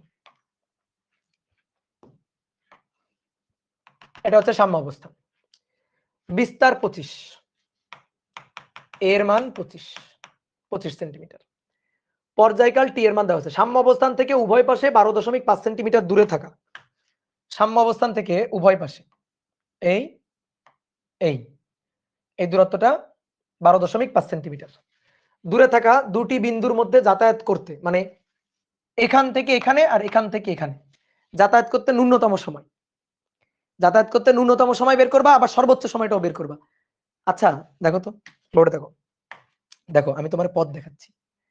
ধরো এই যে এই কণাটা এদিক দিয়ে যাচ্ছে, এখান থেকে যাচ্ছে, তাহলে এখান থেকে গেল, গিয়ে ধরো এই পয়েন্ট আসছে, হ্যাঁ, এই পয়েন্ট থেকে আবার এই পয়েন্টে যাবে। তো এই পয়েন্ট থেকে এই পয়েন্টে কিভাবে যাবে? উপরের দিকে গিয়ে দেন এখানে ফিরে আসবে, এই বুঝলা? এই একটা। আর একটা কি হইতে পারে, ধরো এই বিন্দুটা এখানে, এই যে এখানে পৌঁছালো, এবার এখান থেকে ওখানে যাবে আবার কেমনে? তাহলে এখান থেকে এই যে উপরের দিক দিয়ে গিয়ে আবার এখানে গিয়ে পৌঁছাবে, তাই তো? তো এই যে সময়টা, এই সময়টা হচ্ছে সবচেয়ে বড় সময়। এই সময়টা কি সবচেয়ে বড় সময়? এটা বড় সময়। কেন বড় সময়? তুমি দেখো রে ভাই, এই কণাটা, এই কণাটা ধরো এই বিন্দুটাকে অতিক্রম করে গেল, ঠিক আছে, গেল, যাওয়ার পরে উপরে গেল, গিয়ে আবার কিন্তু আসতেছে এখানে, আবার কিন্তু এই কণাটাকে, তাহলে আবার এই কণাটা আসলো, এখান থেকে গিয়ে এখানে পৌঁছাবে, বুঝলা? তাহলে এটাই কিন্তু সবচেয়ে কম সময়। ঠিক আছে, এখান থেকেই কিন্তু সবচেয়ে কম সময় পাচ্ছি। বুঝতে পারছো আমার কথা? এটা যদি বুঝতে না পারো তাহলে তুমি চরকি দেখো, ধরো বুঝতে পারো নাই, আমি বুঝতে পারি নাই, ঠিক আছে, কি বলছে ভাইয়া, কি যে বলছে বুঝতে পারিনি। আসো দেখো, এই বিন্দুটার ইকুইভ্যালেন্ট বিন্দু হচ্ছে এই যে এটা, এটা। এই বিন্দুটার ইকুইভ্যালেন্ট বিন্দু হচ্ছে এইটা আর এইটা।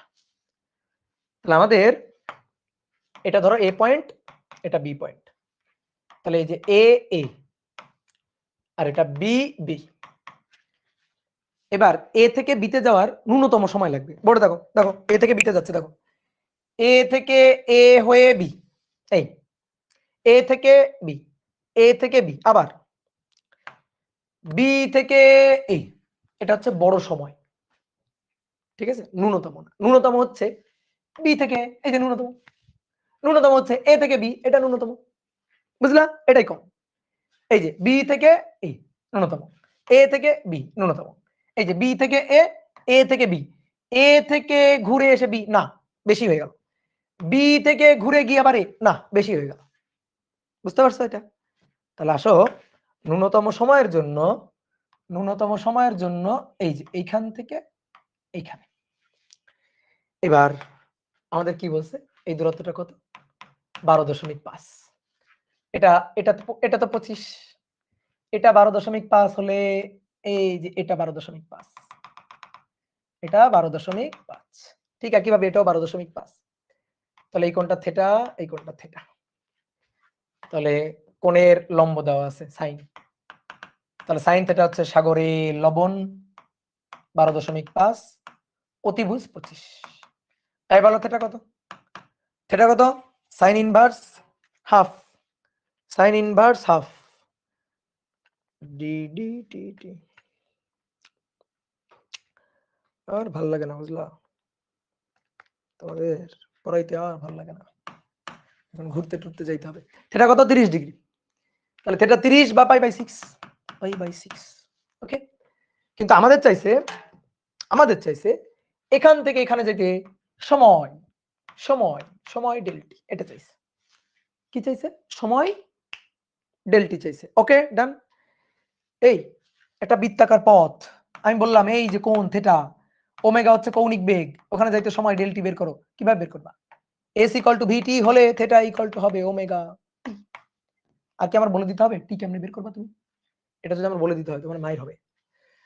তাহলে থিটা হচ্ছে 2 theta, 2 theta equal to omega delta t, ডেল্টিটা বের করতে চাই। তাহলে 2 থিটা মানে পাই বাই 6, ওমেগা মানে 2 পাই বাই টি ইনটু ডেল্টি। তাহলে পাই বাই 3, 2 পাই বাই টি, টি কই? অর্ধেকাল 3 সেকেন্ড, 3 ডেল্টি, ডেল্টি কত? Half, half second. তাহলে ডেল্টি হবে কত? Half second, 0.5 second. এই শেষ, বোঝা গেছে? এই হচ্ছে কাহিনী। আচ্ছা, আমি যদি বলতাম বৃহত্তম সময় কত? বৃহত্তম সময়টা কত? আমি যদি এটা বলতাম বৃহত্তম সময়, বলো বৃহত্তম সময় হলে কি হইতো?